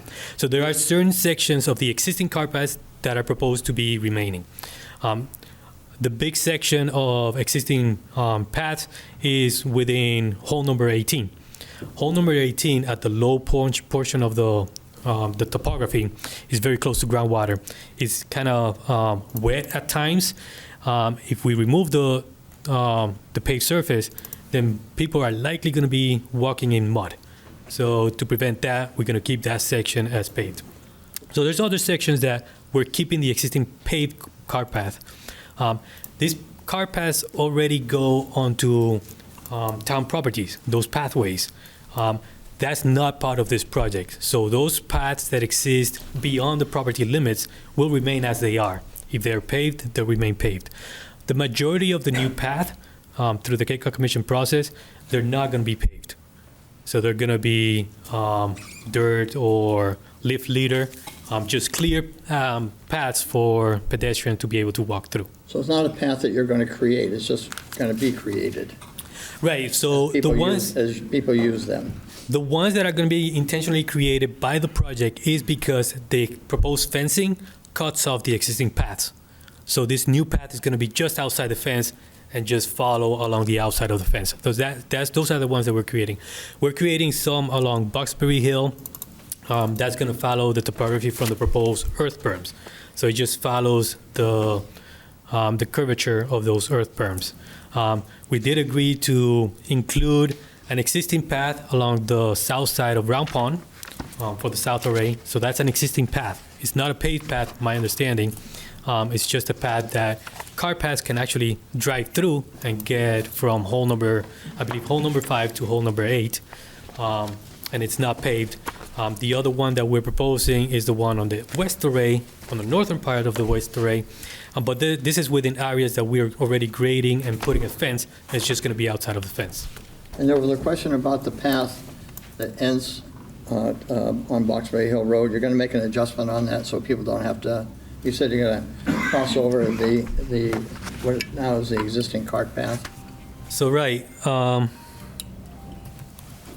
believe this is the one in question. Right, that was their concern. So currently there's a cart path crossing at this location. Yes. There is existing, beyond this image, there is existing town-owned open space land, and there are paths, trails on that area.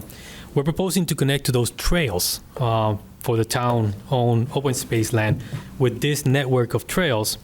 And at this location, we propose this crossing to connect back to the town parking that also has ways of connecting to other trails.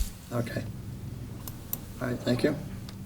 And just to be perfectly clear, the intention is to install and create these walking trails to the extent they don't exist now. The applicant is committed both through an agreement with the Coonmessa Pond Association that was made a number of years ago and through the Cape Cod Commission process to create these walking trails to the extent they don't exist today to connect to existing walking trail networks.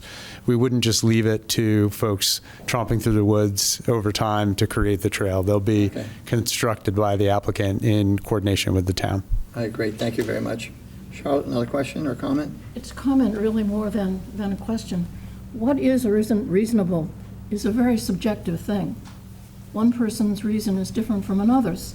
And if what we're directed to do is go only by what's in the bylaw doesn't really set you up to limit the size, the scale of this project, because it gives you setbacks from streets and so forth, but that's the only limit set on it. So the other limits have been chosen by Pure Sky, who are not choosing to develop the entire amount of land that they're proposing to buy. They're proposing to develop part of it and leave some acreage open.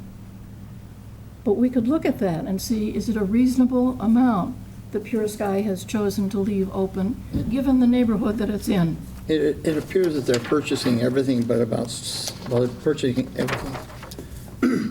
The project doesn't include everything, but It the part includes that the everything project but includes. 7.3 acres. Mhm. And maybe when we do our site visit, we can discuss that with the applicant about the paths. Right, The because my walking concern is walking with the trails. scale of the project. Right. Just one point to that comment. Currently, the applicant is proposing to conserve more than twice the amount of open space that would be required, both by the Cape Cod Commission and by the Falmouth zoning bylaw.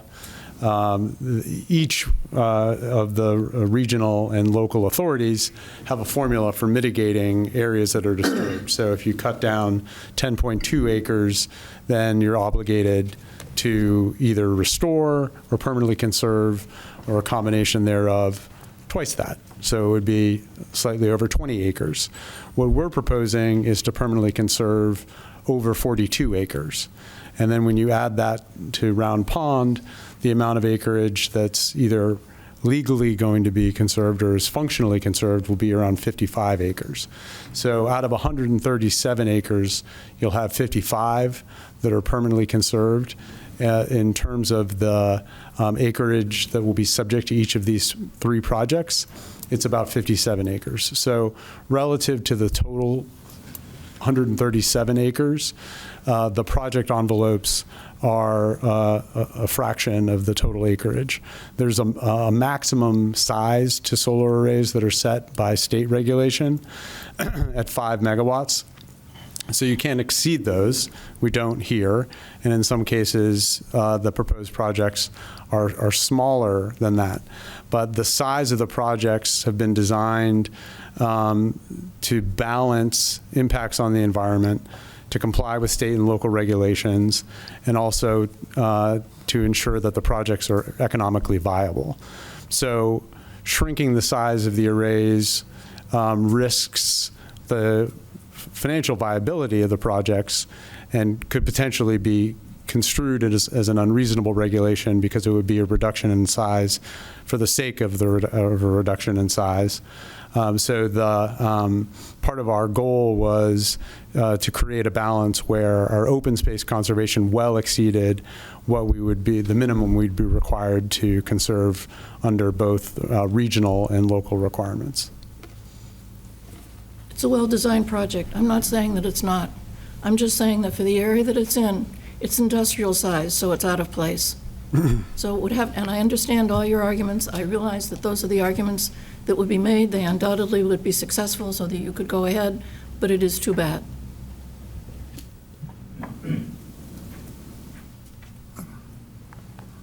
Wait.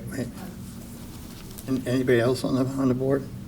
So, we've had a lot of concern this evening about batteries, battery storage, battery fires, and one of my concerns is any kind of a fire, from the wiring. We see what happened in California, a lot of damage, loss of life, and it's in our guidelines here, 240-7 4E number 7. Reasonable efforts as determined by the planning board shall be made to place all utility connections from the solar voltaic installation underground, depending on the appropriate soil condition, shape, and topography of the site, and requirements of the utility provider. Electrical transformers for utility interconnections may be above ground if required by the utility provider. The last road that I built about 2 years ago, maybe 3 years ago now, every road that someone builds in the town of Falmouth, the utilities have to go underground. And I would really, really like to see the, instead of telephone poles, run the electricity underground in conduits to Sandwich Road, where it's going to get dispersed. It saves us from having to worry about hurricane, any storm that can knock the wires down, any kind of a spark or fire. It doesn't solve the battery situation, but I know when I put electricity underground, it's about $150 a foot, but that includes the wiring, the conduit, etc.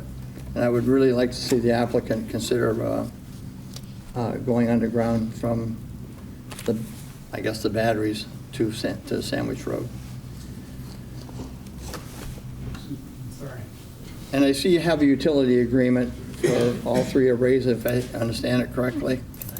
Yes, that's correct. Yeah, recently, very recently. I'll let Lawrence speak in a second, too. I just wanted to note that the poles and how the power is run once we get on the Boxberry Hill Road and outside of the private property, is at Eversource's under their control. And so they're the ones who really determine how the power, they own those poles. I understand, but I'd be very, very surprised if they wouldn't be happy to see it go underground. Yes, sir. Just on the point that all of the wires between the pad equipment, the battery, the converters, and the inverter is all underground. There's no above-ground wire with that. And our portion of the interconnection infrastructure is also going to be pad-mounted equipment going up to whatever point Eversource does. And if they, I agree with you. Some of you may have detected an accent. Most of our power is run underground. We don't have windy country. Never have the same issues with folk. I think it would be well worthwhile. But unfortunately, I don't control what utilities do. Well, I don't think they'd be upset if you said you want to go underground with it. But we have no choice in the matter.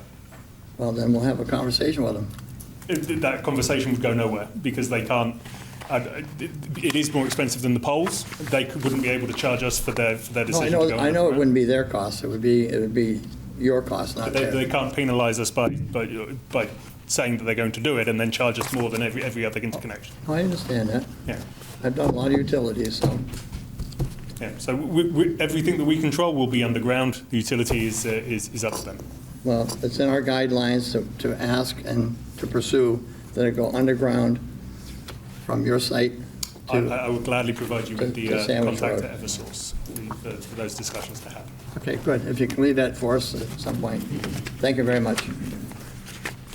Now, this young lady right here has a question or a comment. It's a question. My name is Lynn Shad, Precinct 3, and I wanted to speak to the concern that was raised with regards to what happens to property values when a system like this goes up in one's neighborhood. And I was wondering if, as part of the conditions from, was it the Lockstead Association, did they ask to have some sort of study done to see what does happen to property values? I did a very cursory look into it, and it really varies. Your property values can actually go up, not necessarily down. So it would be perhaps beneficial to find out, because it could, the findings could be positive, and then that would be a good thing to know. So I was wondering if that could be considered. Thank you. Thank you. So we have some letters. A lot of letters. A lot of letters. Okay. Can you speed read, Tom? I can. All right, this is from the Lockstead Association. Dear Planning Board, we are writing to register our support for the solar farm on Theodore Road in East Falmouth proposed by Pure Sky Solar. And I'm just going to turn around and get right to the letter. Here we go. Dear Planning Board, Lockstead is a residential community established over 40 years ago.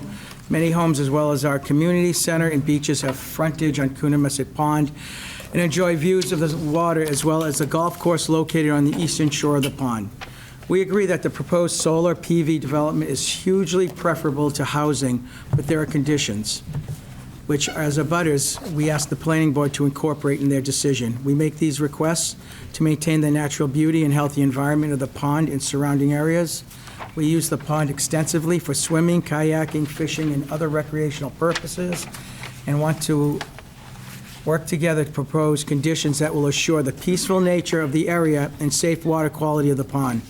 Specifically, we ask that the following list of items to be incorporated as conditions of the permit for any potential development of the property currently being used at Cape Cod Country Club. Number one, include the memorandum of understanding between ASD Cape Cod Holdings, LLC, and Coonamessett Pond Association, Inc., dated 6/8/2021, in its entirety as a condition of the Planning Board decision. Number two, the project currently proposes to cut over 1,000 TBC trees and level the rolling fairways to maximize solar capture on the panels.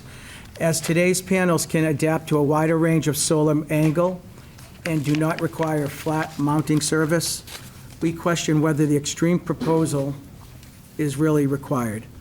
Flattening the land artificially will result in an obviously unnatural terrain now and will be far less suitable for conservation use 40 years in the future. This project presents a unique opportunity to restore and rewild the 100-acre parcel abutting Coonamessett Pond. Further, it will endanger tree roots of the trees slated to remain.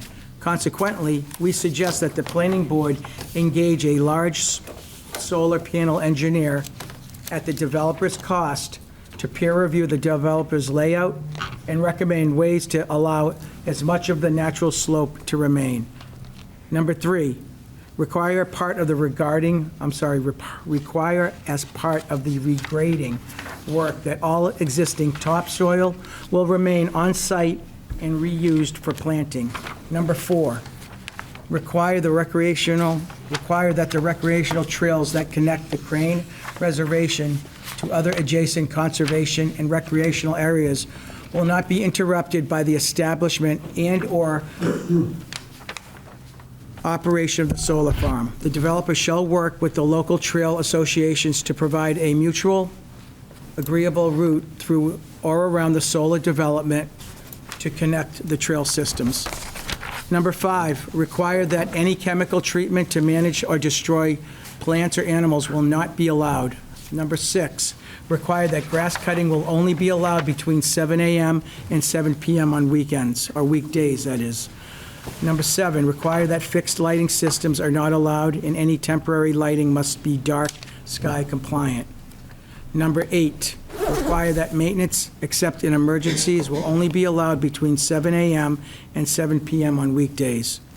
Number 9, the planning board will engage an acoustical engineer to take sound readings at the perimeter of the project boundaries to document the full spectrum existing sound baseline. These readings will include, but are not limited to, decibel level, pitch, cadence, cycle, morning and night, weekday and weekends. Based on these readings, the planning board will require that the project will not create noise which exceeds current loudness, pitch, and at the property lines.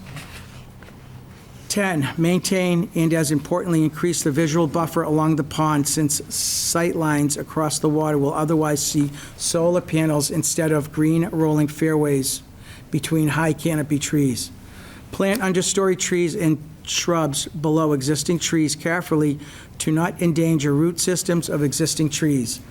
Maximize use of native species. Trees of the same species will be of varying heights and cultivars to better reflect a natural setting.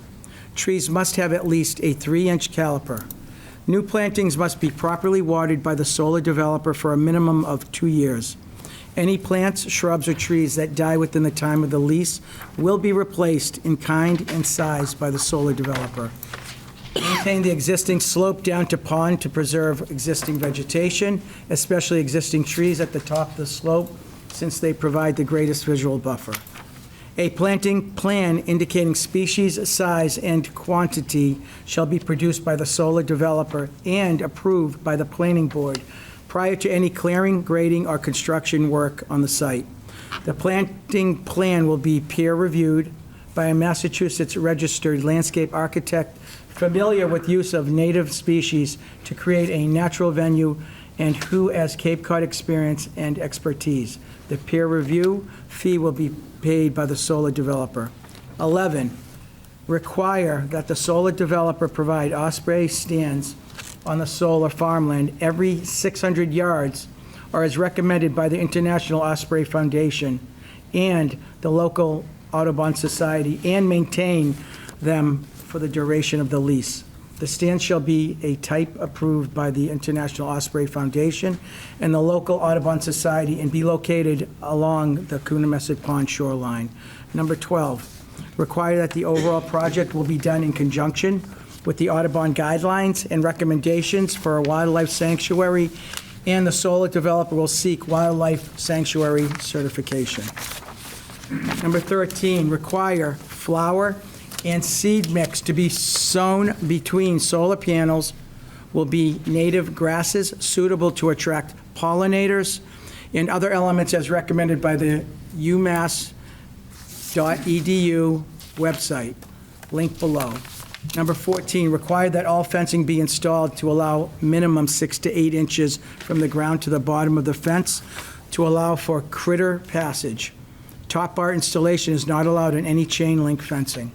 Number 15, limit the equipment placed on the site to photovoltaic panels and necessary related equipment only. Do not allow wind turbines or other methods of energy production.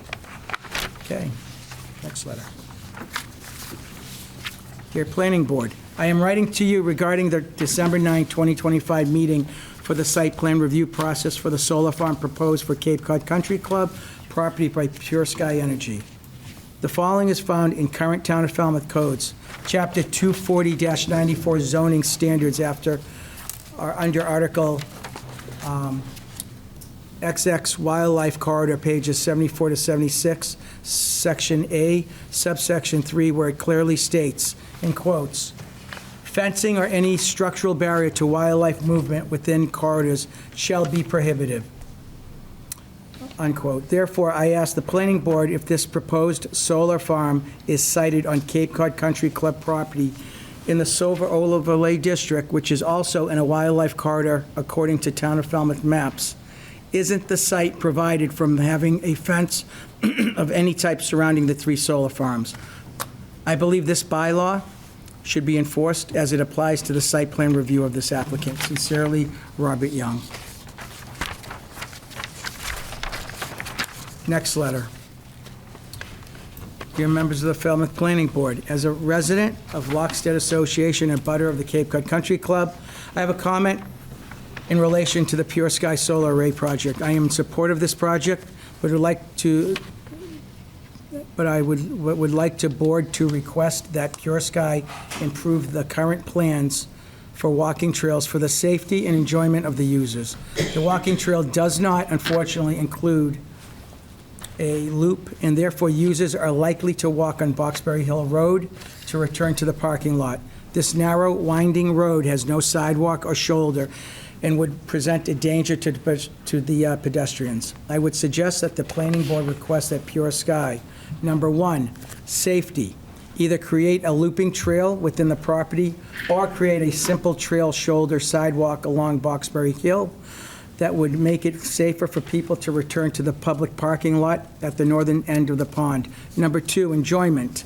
Improve the view of the tall chain link fence in the parts that run along the walking trail. This can be done either by adding some plantings or by adding a more natural wooden and attractive type of fence. Number 3, wildlife-friendly fence. Furthermore, I am concerned that the 6-inch space at the bottom of the fence may not be sufficient for small, medium-sized animals like foxes and coyotes to move around. Leaving a larger gap to allow for animals to crawl under should be considered. Thank you so much for your consideration, Sylvia Rabacci. Next letter. Dear Planning Board members, has any study been done to determine that the adverse effects of the solar farm on neighboring properties from the noise these solar farms emit? If not, why not? Multiple studies indicate that properties in close proximity to large-scale solar developments, especially those on greenfield sites in rural areas, can experience a decline in value, especially due to the noise these solar farms emit. I would strongly urge everyone to research the East Windsor, Connecticut solar project and see how that has impacted the surrounding neighborhood in town. What seemed like a good idea at the time has now become an issue with noise and safety, which has been ignored by the developers. These farms emit a high-pitched hum noise from the inverters and transformers, especially when it is sunny. This project represents a potential financial detriment to nearby property owners, which the town of Falmouth has held to deal with in the not-so-distant past. Thank you for your attention to this matter. Lauren Elliott. Next letter. Good afternoon. My name is Nate Bent, and I live at 47 Boxberry Hill in Falmouth. I am writing to you. Just read the last paragraph. All right. The entire 5th hole was to be planted and returned to its natural state. The latest engineering drawings have deviated from this plan. The natural barrier between the fifth and sixth hole preserves the topography and trees and functions as a very good screen to the array. The proposed earth berms will not serve as functional screening from my house and our neighbors since our dwellings are elevated from the road. We will have stadium seating to the south array if this isn't changed. I hope you understand the stress that this project has caused all the residents in proximity to this proposed project, and that you will work with the applicant to ensure this request is met. I am confident that the other trees can be taken down in this parcel away from our residences if the current energy generation is desired. Thank you, Nate. Next one's from Mr. Moriarty. We already took his testimony this evening. Okay. Go to the next packet. Greetings. Please study the climate benefits of integrating sheep into the solar facility at the Old Country Club. If holistic grazing is used, frequent movement of the herd to prevent overgrazing, significant carbon can be sequestered in soil. This helps to heal the climate. This is from Kin Alsop, East Falmouth. Next letter. We are neighbors to Cape Cod Country Club and live on Boxberry Hill Road. We don't want to see the land flattened and trees destroyed for a solar project of the size that clearly does not belong on Cape Cod. Please consider this as you continue to the permitting process. Also to note, if this project moves forward, please consider making all of the construction vehicles access the site by way of Route 151 and Ranch Road. Boxberry Hill Road has some blind curves and no sidewalks, and many residents walk their dogs, ride bikes, and we ride our horses from our farm, Red Pony Ranch, and it will become very dangerous to do so with all the giant dump trucks and other vehicles. Thank you. That's from Rachel Neville. Dear Planning Board, at your most recent meeting, there was a lot of discussion relating to mitigation regarding creating banned wildflower planting seedlings to replace trees that would be cut, walking paths, corridors for wildlife, etc. Is there an actual budget for all of this? And who would monitor whether the company follows through on their plans? It was stated that the wildlife would be able to get under the fencing or be able to use created corridors. However, I do not believe the effect on bird life has been addressed, and it would be significant. Also, there's much emphasis on the intention for the sledding hill to remain, but will there be designated parking for that specific use? Sincerely, Lynn Young. Next letter. There are many places that solar could go in Falmouth. The rooftops of all sorts of buildings, covered parking lots, etc. The golf course should be kept as undeveloped land, and if at all possible, or as recreation open land. It is foolish to sacrifice open land for solar panels. Sari Friedman, Falmouth.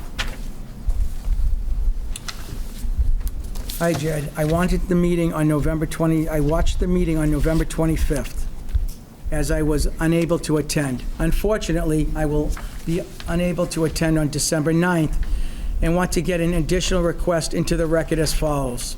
I would like to request that the developer include sound studies that calculate the noise generated by the battery storage systems and any other equipment or system are less than 5 dB above ambient at the property lines. I am making this request on behalf of the Lockstead Association residents. And that's from James Polando. The next one already gave testimony. This one's from Mr. Cool. We already took his testimony tonight. Okay. He left us some questions. Okay. Hi, Kathy. Could you please be more specific? Are you referring to the site plan review application for the large-scale solar array at the Cape Cod Country Club site? Thank you, Melinda. So she wrote that she voted a strong no, and there was no specifics of what she was referring to besides it said solar, so I just asked her to. This is what Massachusetts Got is it. pushing for. So she was just confirming that's what she was referring Okay. to. That was from Kathy Needleman.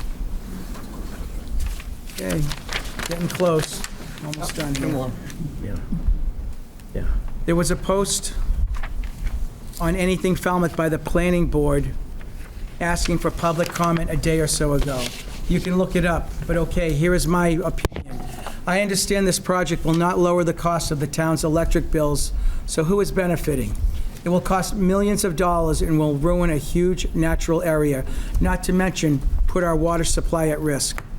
When those panels become defunct, that presents a huge load to be disposed of and more money to reconstruct. Put panels on rooftops if you must, but don't ruin a gorgeous natural area. Given all the downsides, I don't know how this project got so far through the development stage. Do you want me to read your response? No. In the last one, she stood up and she read this. Okay, Judith Atkinson stood up. Okay, that's it.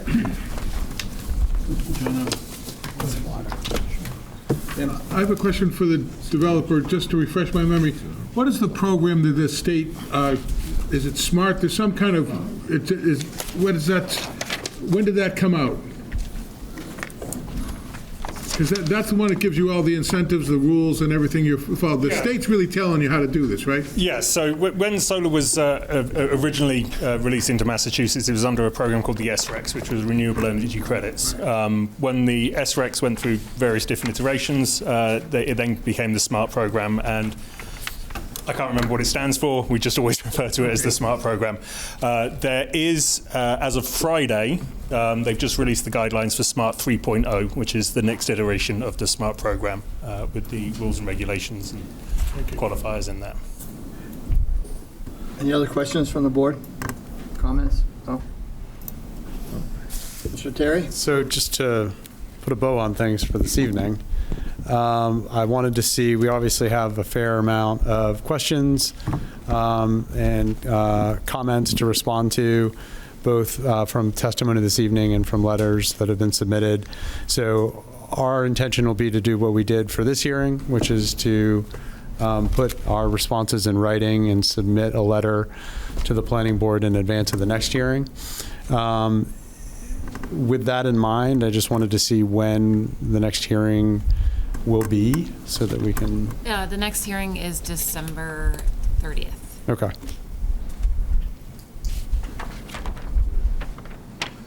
December 30th. 30, yep. And we would love to do a site visit before then, as a group if we can. I know you're trying to work it out with golf carts. Going to be away? I leave the 16th, but it turns out I'm coming back the 29th. Nice. Changed my plan. Okay. If the 30th doesn't work, the next one is January 13th. Let's do the 30th if we can. Yeah, I'm just making sure Okay. it works for him That's with Christmas the Eve. holidays and getting the response. Yeah, I don't see any reason why Okay. it doesn't work. So other than the responses to items that we discussed tonight or from letters, is there anything in particular, any other topics that the planning board would like us to prepare for the 30th? Or I think we covered them all pretty much. yeah, okay, excellent. Underground would be really nice. Yeah, we'll look into that. All right, well, thank you very much for your time. We really appreciate it. Can I make a motion to continue this till December 30th? Yes. Okay, so moved. Second. All in favor? Aye. Aye. Thank all of you very much. See you at New Year's. Mr. Chair, would you entertain a 2-minute recess? Yeah. All four. Bathroom breaks, let people get out, etc.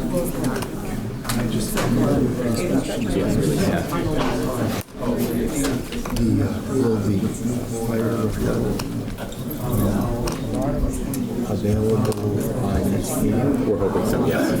Yes. Do you realize that Massachusetts is going to require everybody to be electrified by 2050?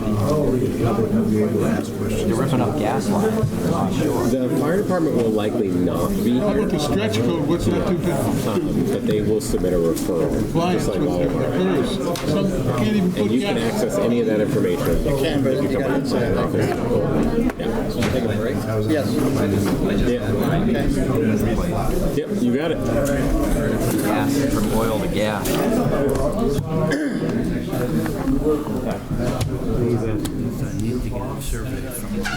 Well done, Tom. Well done. A lot more to read. The only thing about reading letters is it brings up points we've discussed over and over again, and that's a waste of time. I know, but if we don't do it, then... Okay. So, well, we didn't used to do it. This is your policy. This connects to the... My policy was...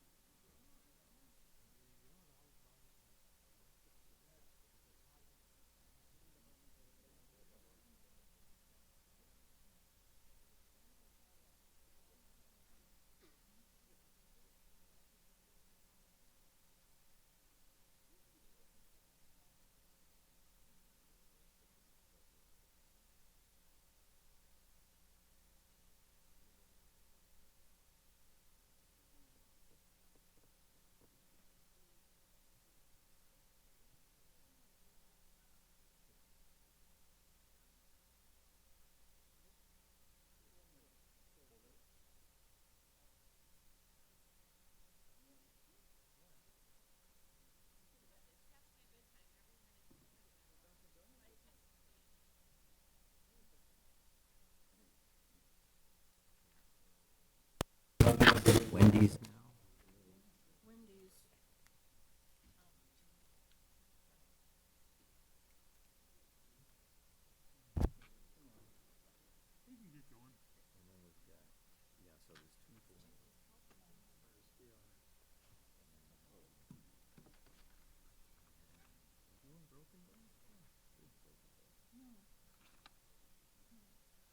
On the earlier planning board discussion, just referral to ZBA.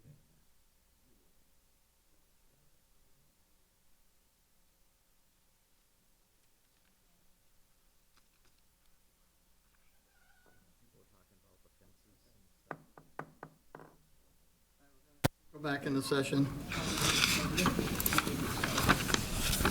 So our next public hearing is Fashion Foods LLC, special permit application to allow a portion of the restaurant parking to be located in the front yard, and for 18 parking spaces on the south side of the lot to be within 5 feet of the property line at 0 Worcester Court, map number 39, 15048 001B. And for the applicant? Thanks, Mr. Drewley, members of the board. For your record, I'm Bob Ament, attorney for the applicant Fashion Foods LLC. And this is a continued hearing. You're already pretty familiar with the property. The first thing I'm going to ask Raul Lizardi Rivera from Cape and Islands Engineering to just go through the revised plan that's been submitted and tell you what changes were made. And then I have some comments about the project. Besides Raul, here tonight is again Randy Hart, the traffic consultant from VHB. Open door. And Usama El-Shawari. Somewhere close by. Terry Smiley and Josh Levine from the applicant.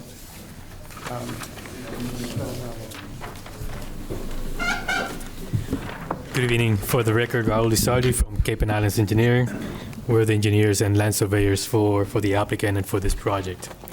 So as Bob mentioned, this is a continued hearing. And there was some updated documents submitted for this application, one of them being the revised site plan. Most of the revisions were to address comments and items that were noted in the Town of Falmouth Engineering Department from DPW. And just having the site plan right here in front of us on the display, I just want to go over some of the revisions that were done to the plan. One of the comments was revising the layout of the parking to accommodate a particular depth of the parking stall itself. So we did that at this location, which is the northerlymost parking row, and also on the main parking area on the south side of the property. So the whole purpose was to elongate the painting of the stripes to make that the actual parking stall is 18 feet. That was done with the compensation of reducing the width of the aisles. So the width of the aisles here, I believe it was 22 feet before, now it's 20 feet, to add 1 foot to the lengthening of the painted stripes. On this northern part, we did the same. The aisle was reduced from 16 feet to 15 feet, and the striping was increased another foot. We did receive comments from the engineering department again today, and this one in particular, they want 1 more foot of painted stripe and 1 less foot of the width. We can actually do that. The site allows for it. Another revision was having to do with the grades on the exit-only drive, which is this exit onto Springs Bar Road.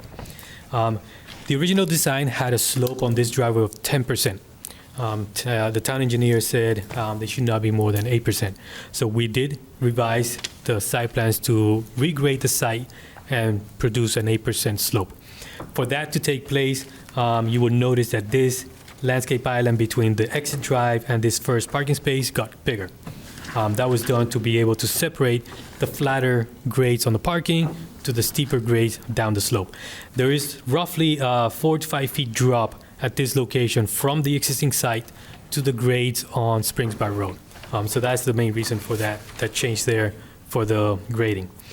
Another revision in this same area was that there was a proposed catch basin at this location on the eastern side of this exit-only drive, and it was partially, the structure was partially beyond the property line by about 1.5 feet. The town engineer noted that, so we revised that to bring back that entire structure within the property.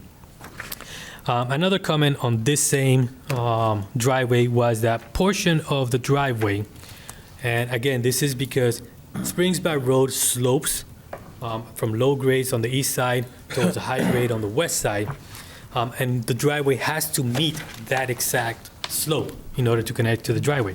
So this whole driveway is sloping from left to right, but also sloping from south to north as it goes down to meet the grades. So there's a dual grade change here.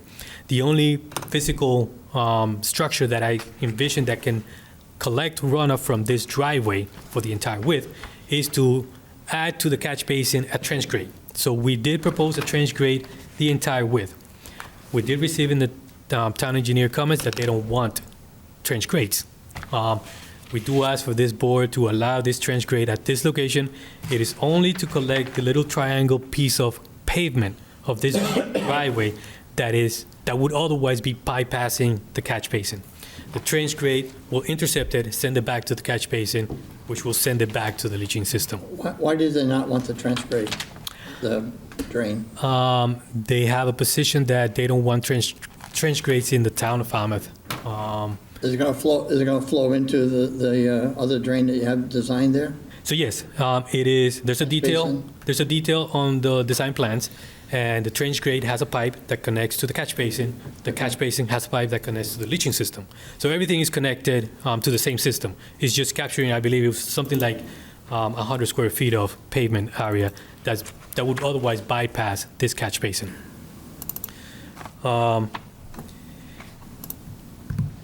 It was commented first, when I first saw it, it was a comment through the DPW referral that would the applicant consider a walkway or sidewalk connection from the sidewalk on Springs Bar Road to the facility.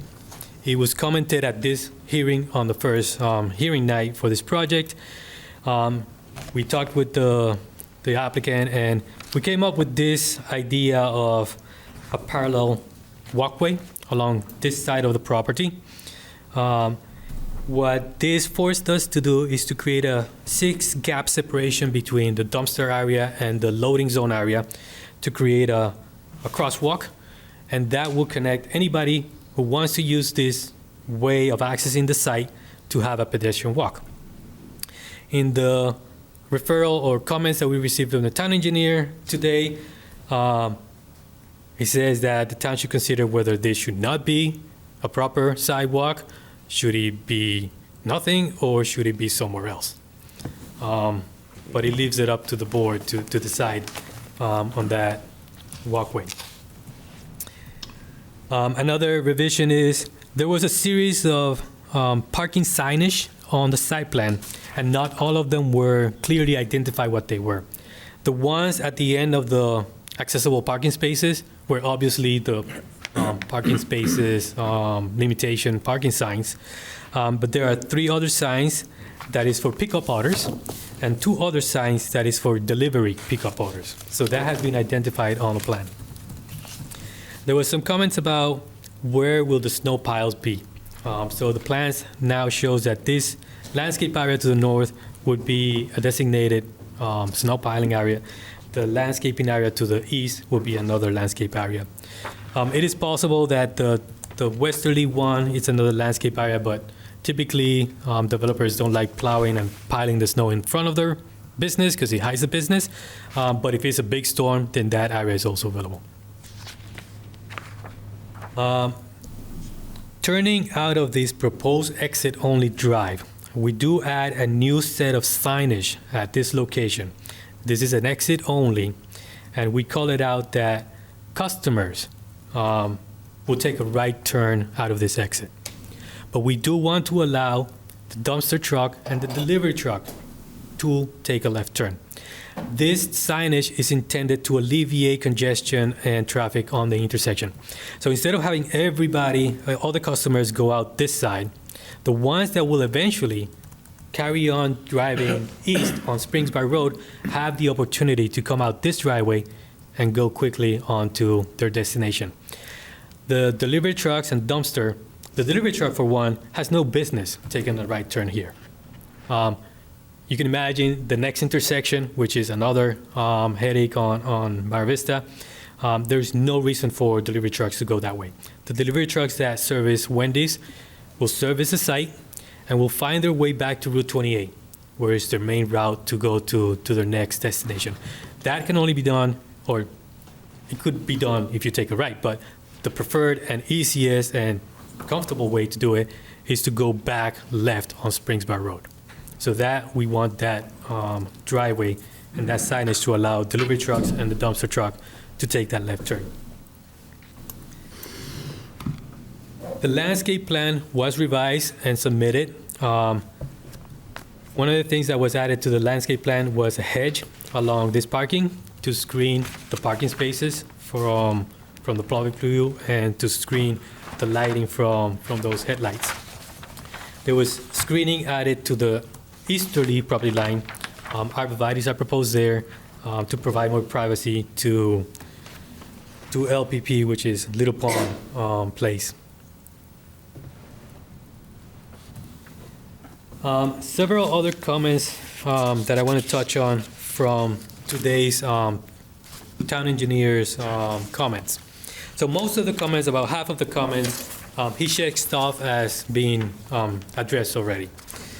He leaves the one comment regarding the trench grate as something that he does not recommend or approve. And the way he puts it is, the plans were revised to include trench drain to capture all storm runoff from the driveway. We do not allow the use of trench drains to prevent stormwater runoff from entering public driveways. The trench drain is not capturing all the storm runoff. There is a portion of that driveway that would bypass the catch basin. So it's only that triangular portion that the trench drain is capturing. The trench drain is proposed completely on the development or the property site. It's not on the town road, so we asked this board to allow that portion to be captured by the trench drain. There was a submission in the early filings that we show triangle site distance for this site for both entrances, the existing entrance on Worcester Court and the proposed entrance on Springs Bar Road. The town engineer agrees that the site distance that was proposed and shown on the graphic off of this exit only for vehicles traveling eastbound on Spring Bar Road is adequate because there is a stop sign at this intersection. So trying to chase a 335-foot triangle distance where the car is going to be stopping somewhere around 200 feet makes no sense. So the triangle for that direction makes sense.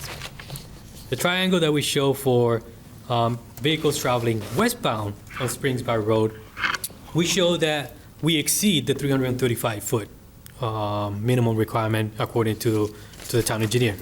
He wants that triangle to just be cut off at 335. We show that there is more.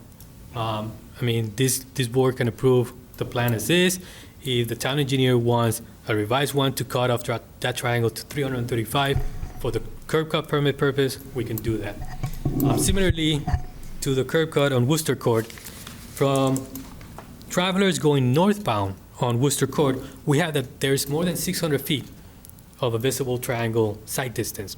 He wants that triangle to be cut off at 335.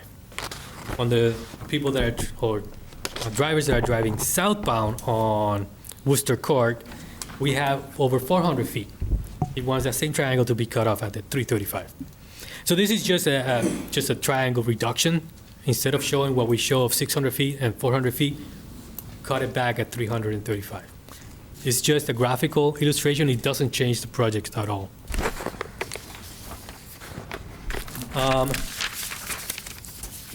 our answers to his first initial comments about extending the existing sidewalk on Worcester Court. So right now, there's a sidewalk coming up Springsby Road. It makes the bend at the intersection, and it just stops. There is a crosswalk at the intersection across Worcester Court, and then there's an existing sidewalk all along Worcester Court on the west side of Worcester Court. The town engineer asked, why not continue this sidewalk and stop it at this property line? A couple of concerns I have with that. Although the existing stub sidewalk, it's kind of like a dead end, and once you get to that point, you have to make a decision. You either cross the road at that point, or you keep walking on yards of the properties or the side yard of the road. Or you go back about 10, 15 feet and cross the crosswalk and use the sidewalk on the opposite side. If this sidewalk is extended all the way to this location, we face the same situation. We have a stopped end with no destination. You just end up at a property and you have to make a decision. You keep walking on grass or bare soil, or you cross the road at a location where there is no crosswalk to use the sidewalk across the street. The main concern with that is if somebody is in a wheelchair, gets to that dead end, and has to make a decision, the actual curb cut on the sidewalk is way back here. So they will have to just wheel themselves back to that location, cross the road safely, and then use a sidewalk. So we don't think it's a good idea to continue this existing dead end sidewalk to make it another dead end at a location that seems a little worse than what it is. What it is right now, it would serve as a purpose for this project in that we're actually capturing that dead end and giving it a purpose as the destination or the beginning or destination to Wendy's. So it would allow people to go into Wendy's.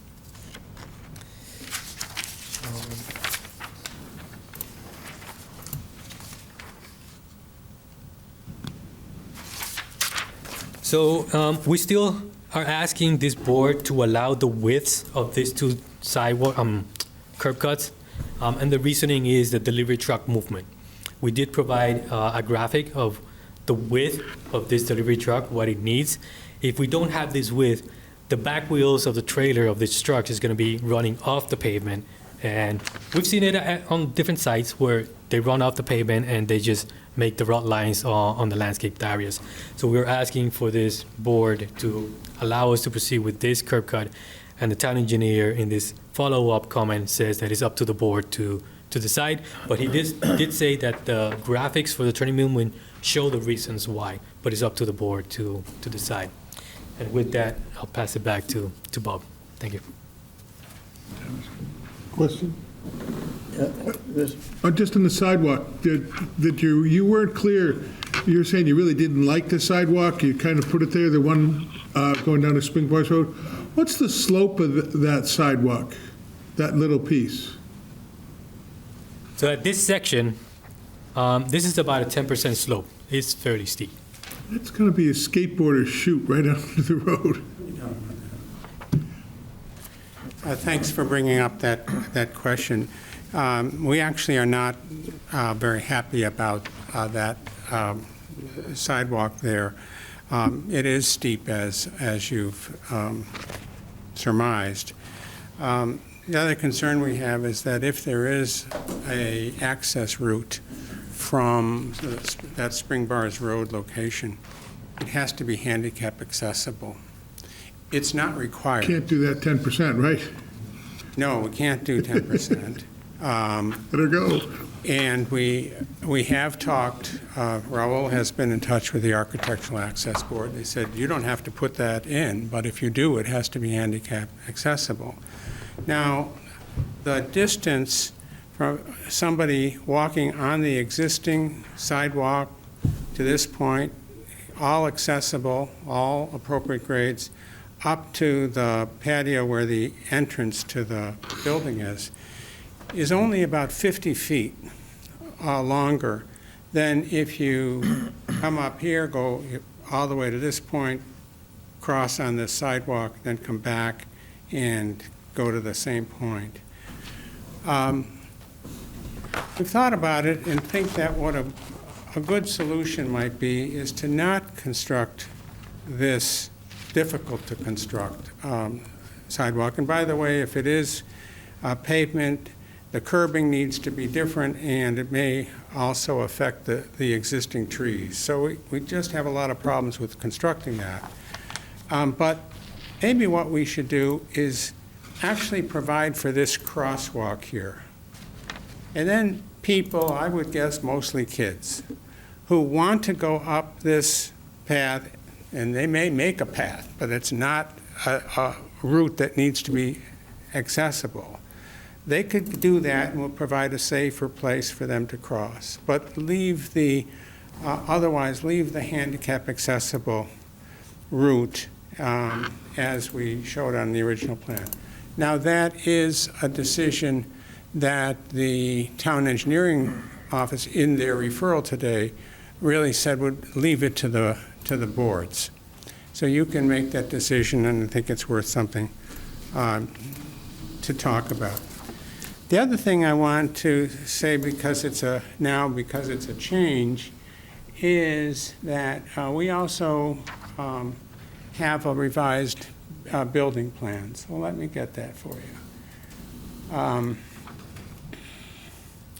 And we call it Cape Cod style architecture. So the other plan was a flat roof. It was a building 18 feet high. This is a plan that has for Cape Cod traditional gables and materials. This drawing does not show the patio, which would extend out here. This is the view from Worcester Court. So if you were looking at Worcester Court, we'd also have the patio. But we, of course, will produce plans that show that. And I'd like to suggest we'd be allowed to do that administratively when the project is approved. We would submit plans consistent with these drawings for approval administratively. This building with the sloped roofs and the Cape Cod style is 28 feet high. So it's 10 feet higher than the previously proposed design. But of course, that's still well below what's allowed. And otherwise, the building is the same. That is, the footprint is the same. It's only 6.9% of the lot area in terms of coverage. So, the other thing I wanted to show you, just because I think it's interesting, you note the branding color, Wendy's red. Let me try to get rid of this.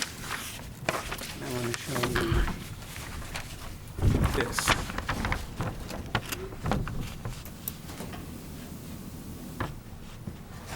This is the F.W. Webb building, just 100 yards or so farther south on Worcester Court. You know, people talk about this corner being the entrance to the subdivisions that are some distance in Falmouth Heights or towards Mira Vista. And even closer to Falmouth Heights is the F.W. Webb building with its significant red facade. This building is, the finished area of it, according to the assessors, I don't know about more areas of it, but the finished area of this building is about 8 times the size of the proposed Wendy's building. Anyway, that's a change that we wanted you to be aware of. We do have those plans. Now, we're before the planning board for site plan review and 2 design-related special permits related to parking location only. And the proposed use, the fast food with a drive-through, is not the really the purview of the planning board, but because that's for the ZBA to allow, and we have a pending special permit there, and the next hearing is, I think it's the 8th of January, whatever that Thursday is. But that said, I do want to talk a little bit about the use and the B2 district. There are uses allowed in the B2 district, by right uses, that do not require a special permit, that only require a site plan, that can have impacts similar to the fast food restaurant that we're proposing. The proposed restaurant, including the patio, as I said, is only 6.9% of the lot area. 40% is allowed in the B2 district.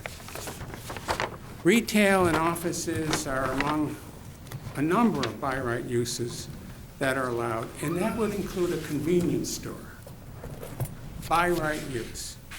A typical convenience store is about 3,500 square feet. And the Institute for Traffic Engineers says that that would generate 172 peak hour trips. Remember, each trip in or out is a trip.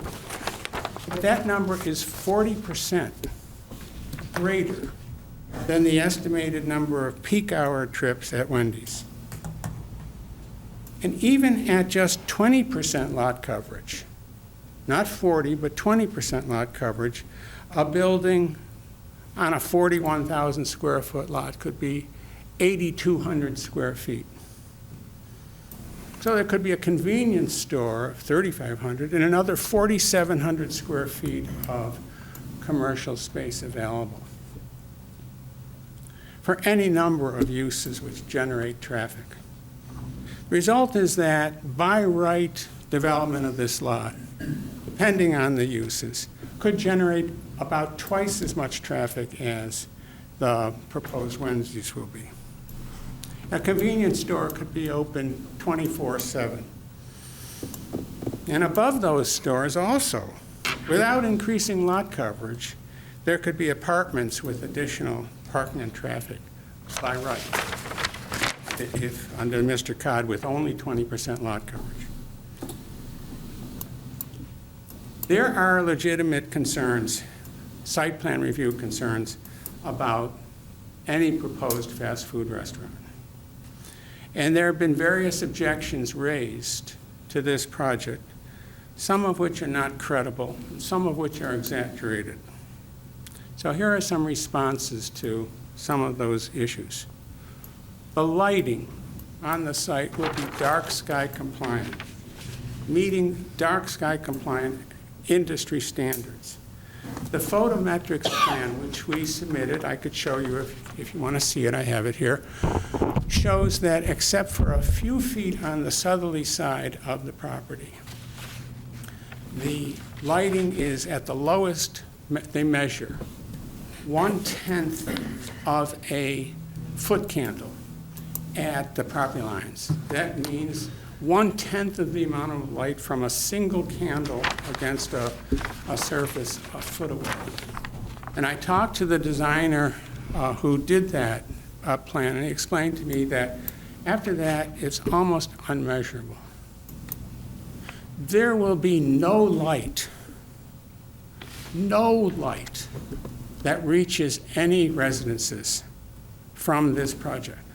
That doesn't mean it's pitch dark at those sites, because there's a lot of ambient light, whether it's from the moon or other properties near or far. Now that doesn't account for lights from vehicles, right? So that's an issue. The only abutter who would have concerns about light from vehicles would be the Little Pond Place housing. That's to the east of the property, as you well know.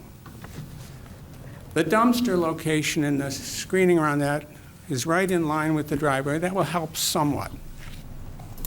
We suggest that there could be plastic, black or green screening on the back of the 6-foot-high, I think it's 6-foot-high, fence that the Housing Corporation, has installed along the property line, on their property.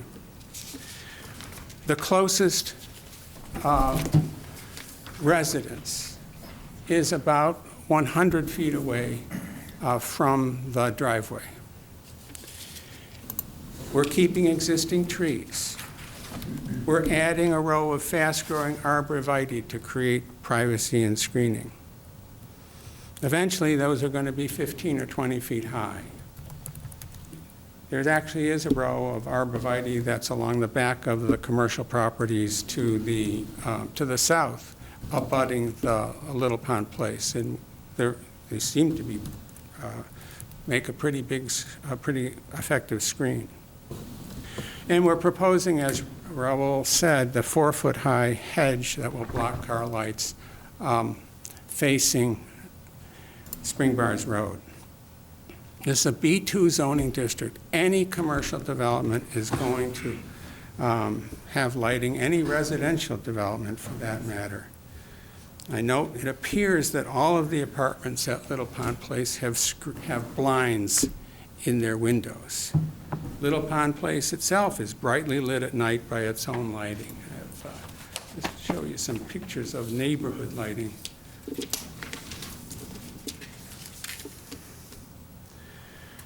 This is looking into Little Pond Place at night. I'm not sure what time of the night these pictures were taken, but in the evening. And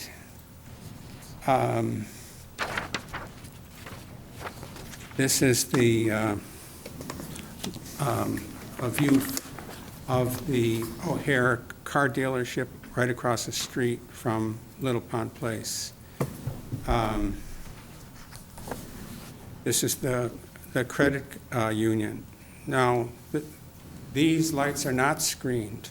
They are not dark sky compliant.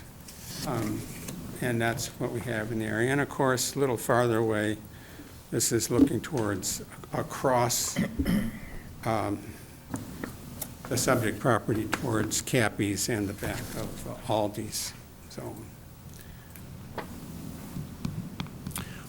we think we are effectively dealing with the lighting issue and that issue can be checked off. Noise. The closest apartment at Little Pond Place is about 135 feet away from the order kiosk, 85 feet away from the dumpster enclosure. The applicants can control, that is Fashion Foods, Wendy's, can control the sound at the order kiosk. And they are agreeable to a condition, a requirement in a decision, that the sound from the order kiosk cannot be heard, is not audible at the property line. I've discussed that with them. They can agree to that.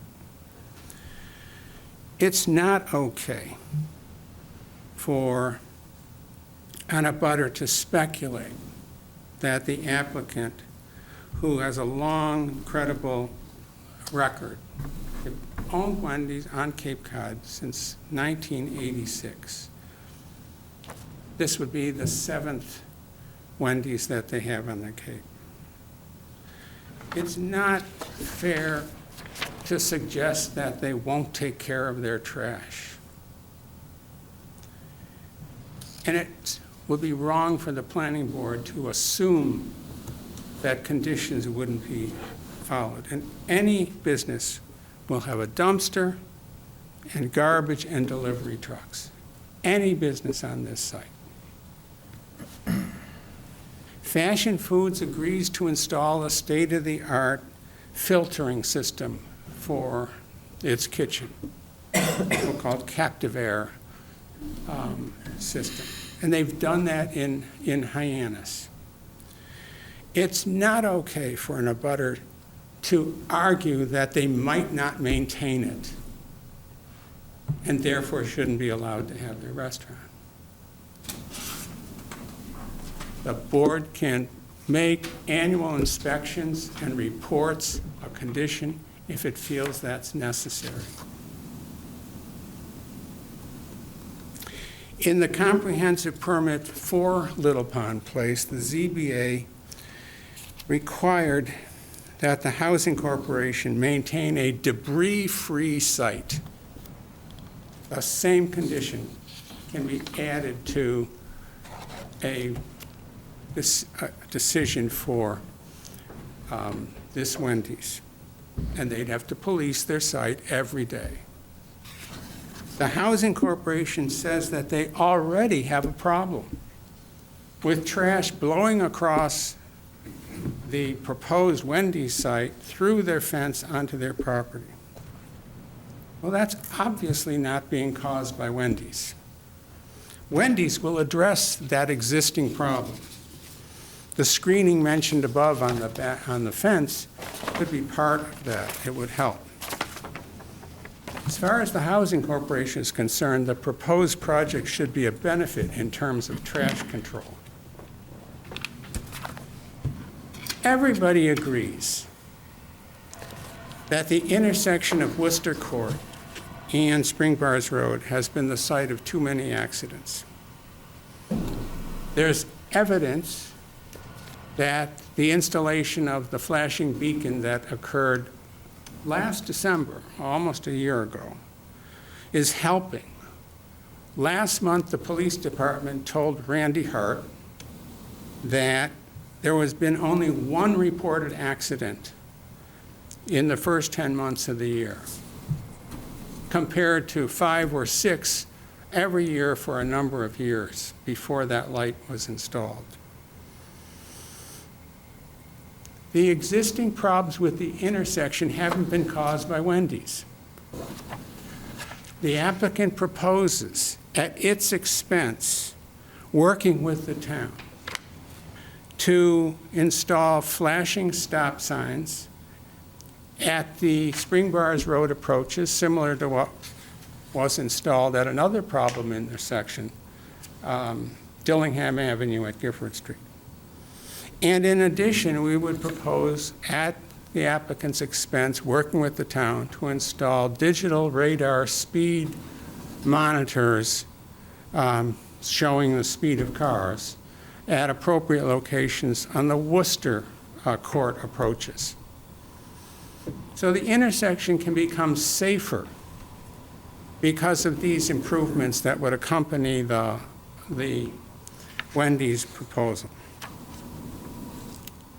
If there's development by right, if no special permit is required, if there were a convenience store, or any number of other uses that generate traffic, there would be no mechanism to require the developer to pay for those traffic improvements that we're proposing.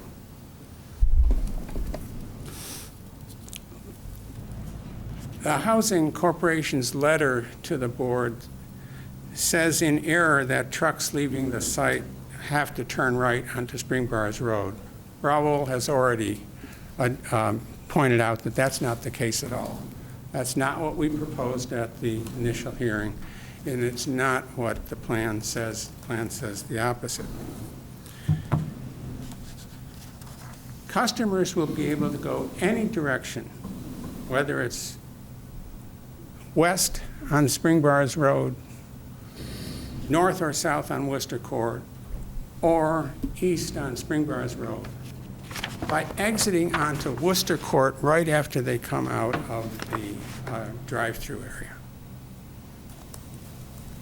Only customers who want to head east on Spring Bars Road will go out that exit-only way, but not all of them.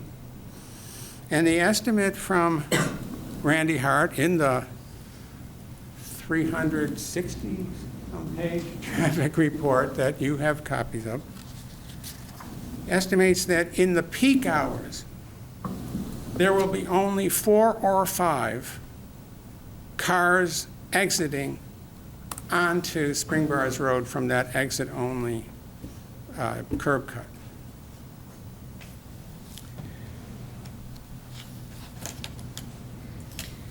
He does not consider that driveway to be unsafe or unusual.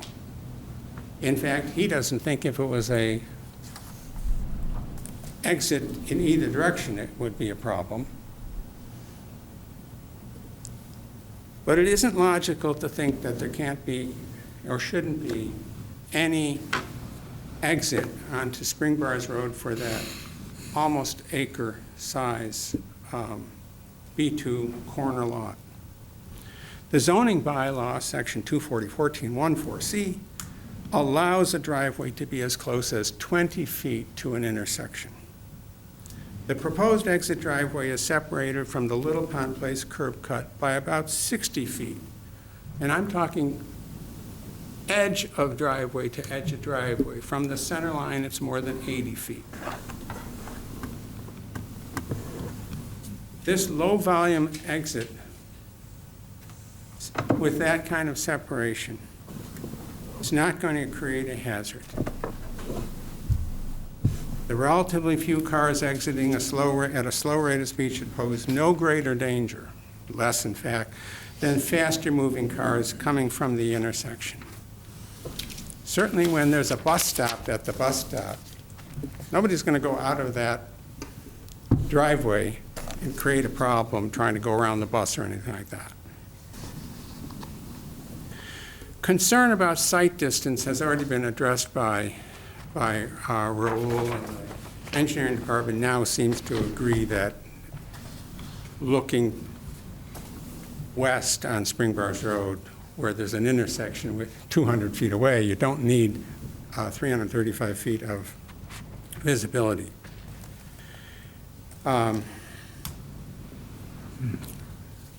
Moreover, as Raul advised in his correspondence to the board last week, the zoning bylaw specifically requires only 150 feet of visibility. That's in our zoning bylaw. We're going to address all that, so. Good. And that's only for roads on state highways, drives on state highways. There's concern about stormwater runoff. There's currently no runoff interception on the site at all. And 65% of the lot is just paved. The natural topography is slightly towards the rear of the property, that is towards the east, towards Little Pond Place.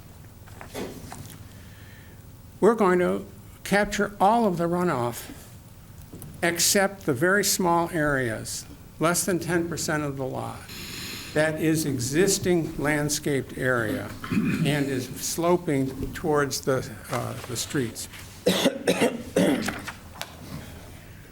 The project will actually greatly improve stormwater impacts. Sharon Muller was here. Did I introduce you earlier? Yeah. I'm sorry. Okay. And her husband bought the former car wash site in 1984. That was a while ago. It's more than 25 years before the town acquired the Little Pond Place site in 2010. And the 40 apartments there were allowed in 2019 and built shortly thereafter. Multifamily housing is not allowed under our bylaw in the light industrial district where Little Pond Place is. We need to stick to the site plan review, okay? I'll move pretty quickly through this. Please. Thank you. B2. I do want to say, though, that I really support what Falmouth Housing Corporation does. I won't go into projects I've done, including 704 Main Street, really the flagship property of it. Those projects, a bunch, are in the business district. To my knowledge, no one has suggested that the development of multifamily housing should limit what an abutter can do with their property. The position of Falmouth Housing Corporation clearly adversely affects Mrs. Muller's property, which is contrary to the language in the zoning bylaw that multifamily housing shall not adversely affect the business district. obnoxious. We think the concerns about lighting, odors, noise, and traffic safety are exaggerated. They would be concerns with any use of the property. But we also think that the interests of the Housing Corporation and the applicant are not incompatible at all. Fortunately, I guess, the multifamily housing is not that close to the property line, as I've said. And the distances between the restaurant, between exhaust, fume, location, and so on, are such that with proper design and management, Wendy's will be a good neighbor and its investment will benefit the community. And I also just want to comment about the other abutter, GVW Unlimited Limited Liability Company, which owns the building to the south that is I believe, an auto body shop and an auto repair shop. They mistakenly think that the non-conforming nature of its building, only 44 inches from the property line, gives its rights over Mrs. Muller's property. That's not true. A property owner's non-conformance does not change the setback requirements of its abutter. And we're not proposing a structure close to the line. It's GVW that doesn't conform to the zoning setbacks, not Mrs. Muller and not the proposed plan. She can install a fence upon her property line.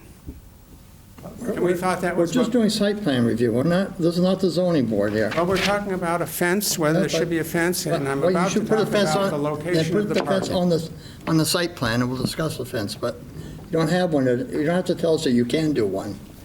I'm almost done. Thank you. The planning board can allow parking to be 2 feet from the line. We can put a fence up. We don't need to, we don't want us to. With a fence, the abutter shouldn't be worried about cars hitting his building, which is what his letter says. We'd rather have that parking close to the line because it makes for a better site plan. It allows us to have angled parking more easily. And the angled parking, when we have a one-way traffic flow, is beneficial because it keeps people from pulling out of a 90-degree space and turning the wrong way. Angled parking spaces, 60 degrees, are 20 feet deep, whereas 90-degree parking is only 18 feet deep. And 45-degree parking, which is what we have along Spring Bars Road, requires 19 feet deep. We have some flexibility, and one possibility is to change the angle so it's 45 instead of 60. That's an option. We have a couple other options. We have an opportunity perhaps to talk with staff about what is better. It may be that you agree that a special permit to allow the parking to be, as we propose, 2 feet from the line is best, or maybe it should be 4 feet. We have a plan that would work with that. And if necessary, it can be 5 feet. But it may not be as good a plan. There is no setback requirement at all for a driveway, and I note that GVW has encroached onto Mrs. Muller's property with its fencing, which we show the parking up to. We'll live with that. And I also note that the abutter parks vehicles closer than 5 feet to Mrs. Muller's property.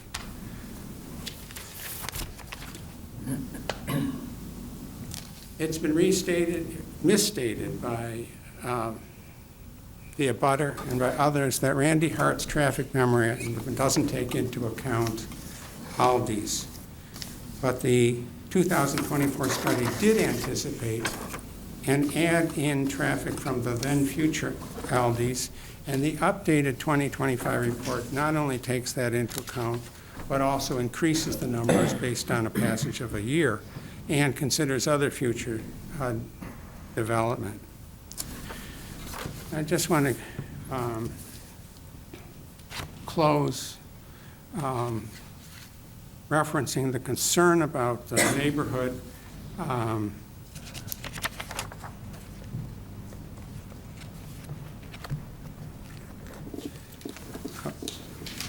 see if I can do this. This is the neighboring property that I've been talking about, the car repair. This is a picture that's taken from the street. And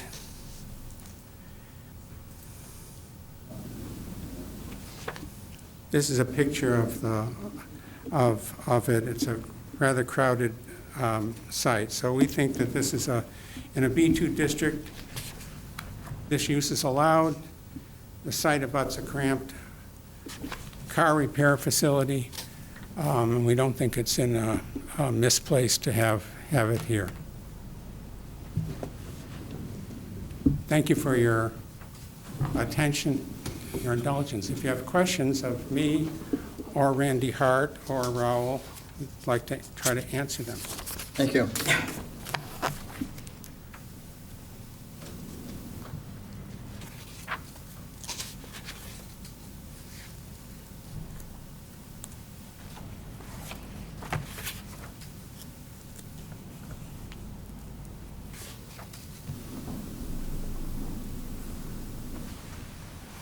Any questions? Not right now. Thank you. Is there anyone here that would like to speak? Yes, ma'am.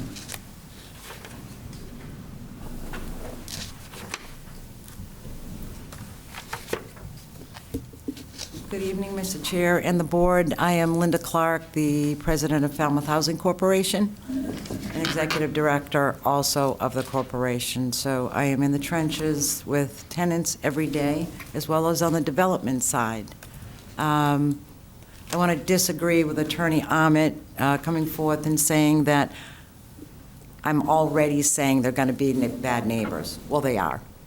So I just want to say nobody approached me, the owner or Attorney Ahmet, before the process even began.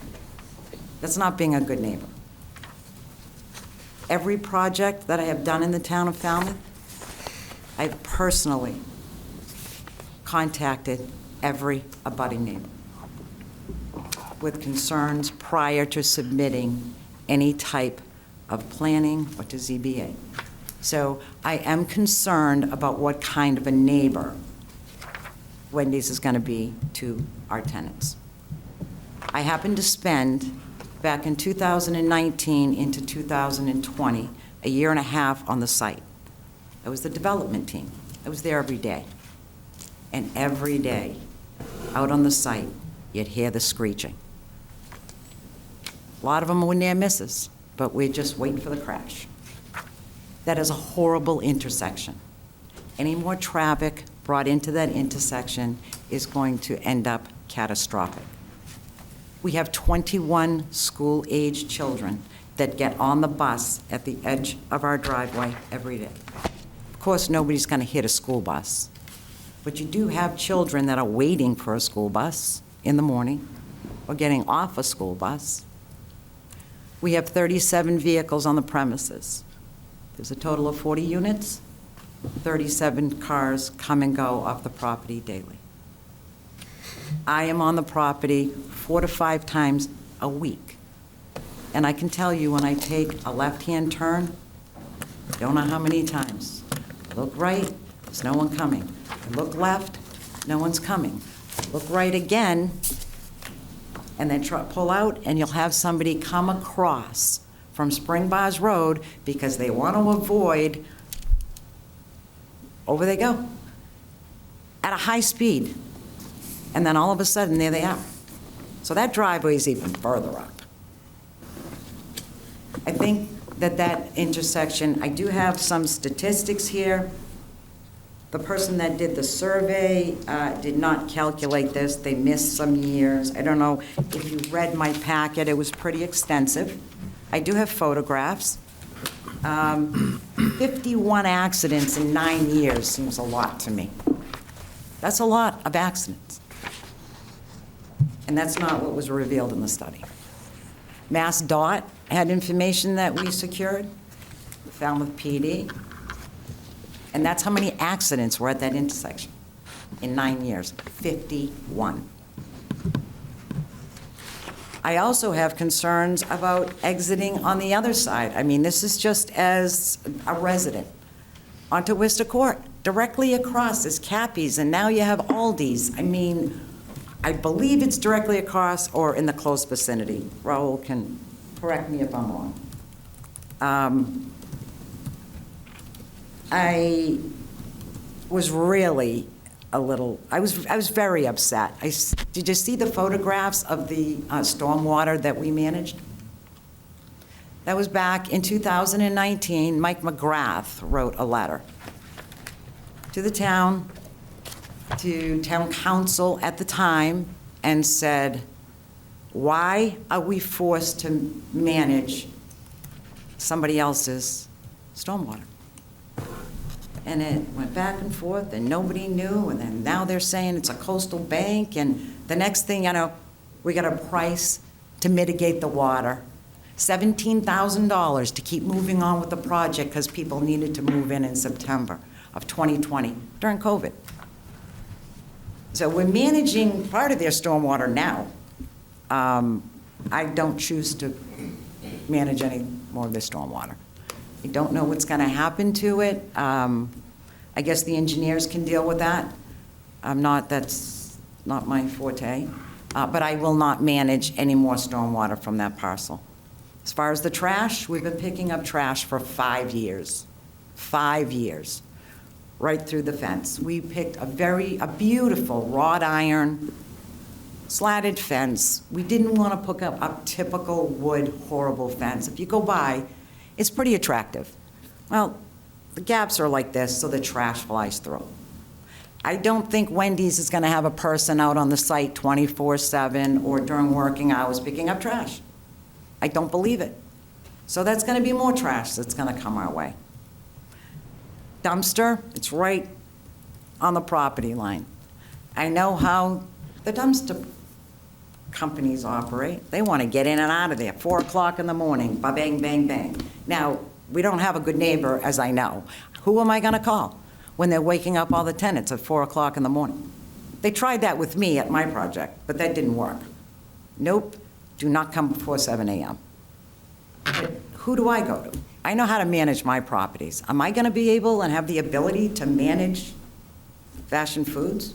Probably not. I disagree with the photo that was put up. That is not what Little Pond looks like at night. I don't know who took that picture. I am there at night. I am there during the day. I don't know who took that picture. It is not that bright on our site. It is not 100% no. So if any one of the board members would like to take a drive by there at night, please feel free, because it's not that bright. I have 6 pages here, but we're not going to do that. You have the packet I submitted. And as far as the Wendy's in Mashpee, there are 2 people that sent letters of support. And they're associated with Duffy Health Center, and they put the mobile outreach van, that's wonderful, that's awesome. So does the Service Center, and so does St. Barnabas Church. They also do Duffy outreach van. As far as Girl Scout cookies, I do believe that the Stop and Shop and Shaw's and various other places in town do also allow the Girl Scouts to sell their cookies. Neighbors over in Mashpee. This is what you have for neighbors in Mashpee. You have this is a Butters for the Mashpee location. A liquor mart, a plaza, a business offices, and an abandoned restaurant. So I'm sure they're good neighbors. Who are you going to bother, right?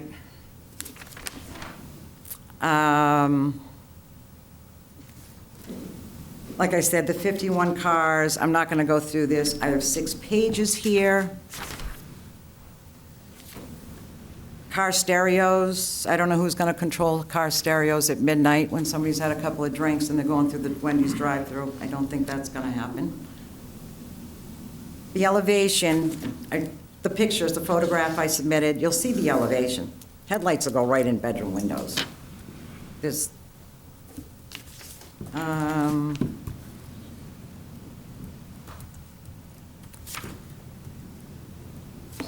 just don't want to read the whole thing. I want to save you some time.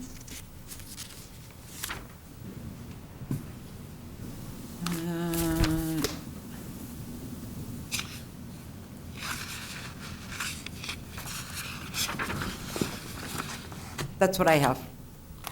I have concerns. I have concerns for my residents, the tenants. I look at, we don't only build affordable housing. We also take very good care of our properties, and we look out for the residents that live there. All right, thank you very much. Thank you for your time. And we do have your Thank you. packet.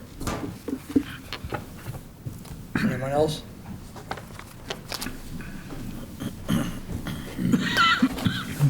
I'm not leaving, I'm just cold. You have hot flashes here? Are you gonna turn the heat on? We're cold, right? It's freezing. Why did I keep turning it off? I don't know. It's for warmth. Yes, thank you. What time is this? What time? Oh, we might Yes, fall ma'am. asleep. Town meeting closed? What time the office is closed? Yes, ma'am, go ahead. Hi. Gina Weber. I'm here speaking on behalf of GVW Unlimited, the direct abutter to the south of the proposed Wendy's. I'll try to be brief because I apologize. I know it's very late. I'm sure we're all exhausted. When it comes to the proposed Wendy's site, while abutters can't necessarily do much about what someone does with their own property, we should at least be allowed the bare minimums of setbacks, particularly when, sorry, I'm going to see if I can find what seems to be really overlooked is that, sorry, I can't see that. Oh, there we are. I'm trying to figure out where the arrow is here. This right here, this little, looks like a bracket, is actually GVW's building. And if you're looking at putting 18 parking spaces in less than 10 feet from the property line, that actually has 11 to 12 of those spaces directly face the building. And if anyone knows what happened yesterday on Main Street to the Xfinity building, when someone thought they put their car in reverse and instead put their car in drive and drove right into the building, I don't know how many people have seen that news yet. That is a very strong concern when you're talking 44 inches from the property line for this particular property. It happens all the time. People make mistakes, they're rushing around, and those things do happen. So while we can't control what other people do with their properties, having less than the minimum of the 10-foot setback here is a significant risk. Additionally, I think a lot of the traffic in the area seems to be really underrepresented in the traffic studies. Having traffic patterns with Aldi's, whatever they thought were going to happen back in August of 2024, I don't think anyone saw the significant increase in the usage of the driveway that goes between Cappy's and Aldi's, where there is one entrance there to that plaza, there's another entrance off of Spring Bars Road. The entrance off of Spring Bars Road, people tend to avoid it for two specific reasons right now. One is because of the elevated plantings that are on the, sorry, I'm trying to think of the north side of that entrance. It creates a much smaller area for cars to come and go, so people tend to avoid that. Also, in that same lane, once you pull into the parking lot, there's a large, deep pothole that people don't want to go through, and they end up going out the Aldi's parking lot, which actually is directly across from where the main exit and entrance, right here. Here, it says driveway on here, paved driveway. It's actually, it's not just a paved driveway, it's a pretty main entrance. That's where all of the trucks come in for deliveries to Cappy's. That's where they also exit most of the time. So some of the other issues. GVW Unlimited's building is obviously a non-conforming existing structure. While that's not the issue for the current owners who are looking to put, a restaurant, a drive-through restaurant there, it does, however, affect the building in ways, depending on what kind of fencing they use and things like that, could be blocking airflow, could be blocking access to the building. There are significant concerns about emergency vehicles accessing, whether there's a fire or some other kind of an emergency.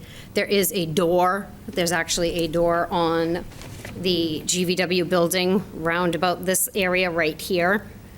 It's a 36-inch door that, when open, 44 inches, 36 inches, it doesn't give much room to get around it, especially if they are right on top of the property line with their parking and fencing. I just want to check and see what else I'm missing. The traffic patterns really should be updated. The traffic study was done at a time when the traffic patterns are not current. They're not what we see now. Let's see.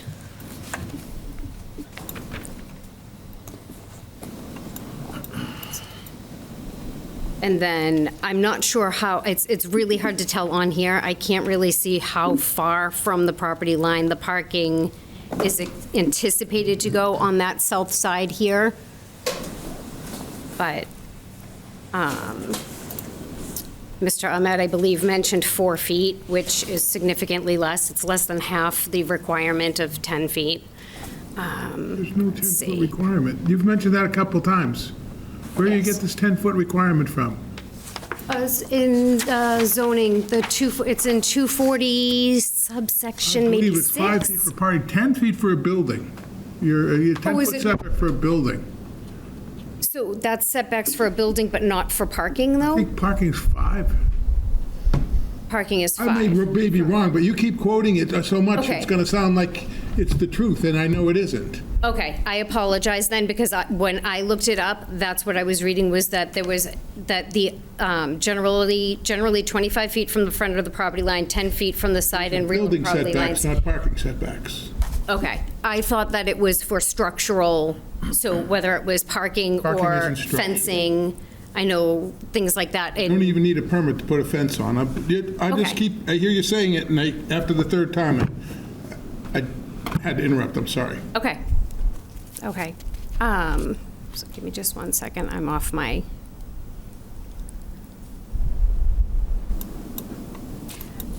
Some of the things that the Housing Authority had for concerns were also concerns of ours too, especially the school bus stops. There is one right at their exit to their housing facility, and across the street from there, O'Hara's deliveries. When we were coming here to the last meeting, O'Hara had a car delivery being dropped off, and they literally block that entire side of the street, so that also causes issues. The other thing is the comments about the number of accidents that have been at the Worcester Court and Spring Bars Road intersection. Those are some of the numbers that are being quoted are not what we can see from the property. And additionally, some of them are not ever reported because the police don't come to the scene, so there's not a police report for it. But let's see, and then, the lighting, the dark sky compliant, except for a few feet on the southerly side. Again, that's something that affects GVW's property next door. There was just an accident a couple of weeks ago where someone drove up on the rock right in front of the bank, just driving up toward the intersection there. I think that's pretty much, that's probably enough for now. It's been a long day.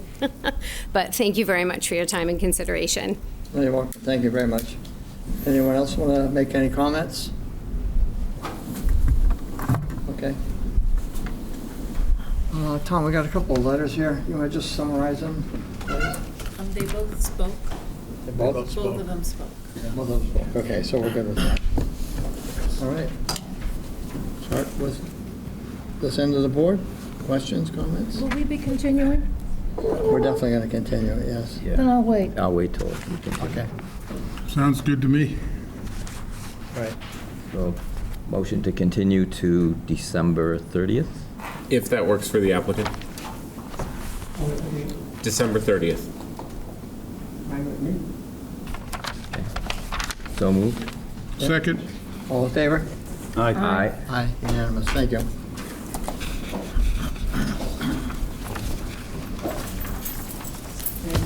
Thank you.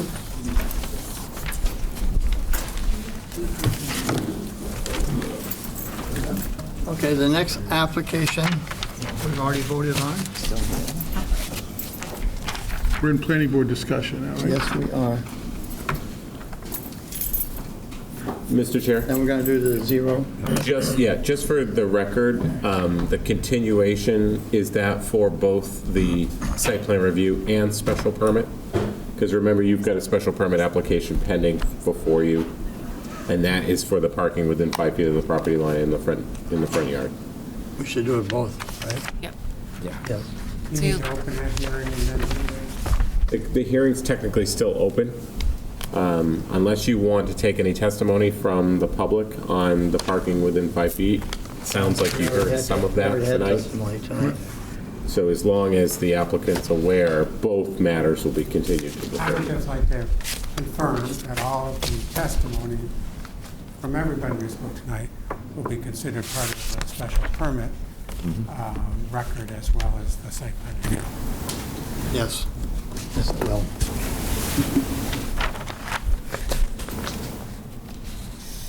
So we're finished with that hearing. Now we're going to go on to our next one. Zero Broken Bow, 40B, referral to ZBA. So with the lateness of tonight, we can have it on as a discussion on the next meeting, because the referral's not due till after the next meeting. So if you'd like, we can just put that on the 30th. Okay. All in favor? Aye. Okay. Next thing we have is planning department report. That's me. Didn't see anything. All right, thank you. We don't Thank you have very much. Thank you. Yeah, we don't have anything to report. Okay. I have nothing. And then committee reports. No. Tom? Real quick, yep, CPC meeting, we did our CP fund project funding recommendations, and Taft Playground, if anyone's interested, Thursday, December 11th at 5:30, the rec department, CPC will attend a community meeting regarding the Taft Playground at the Woods Hole Community Hall. That's it. Awesome, thank you, Tom. Any future agenda items, other than the one we already have? Okay. General correspondence, November 26th to December 9th. Do we have any? I think we read it all. We've been reading a lot of it. All right, thank you. Next meeting will be December 30th, 2025. Okay. Motion to adjourn. So moved. So moved. Second. All in favor? Aye.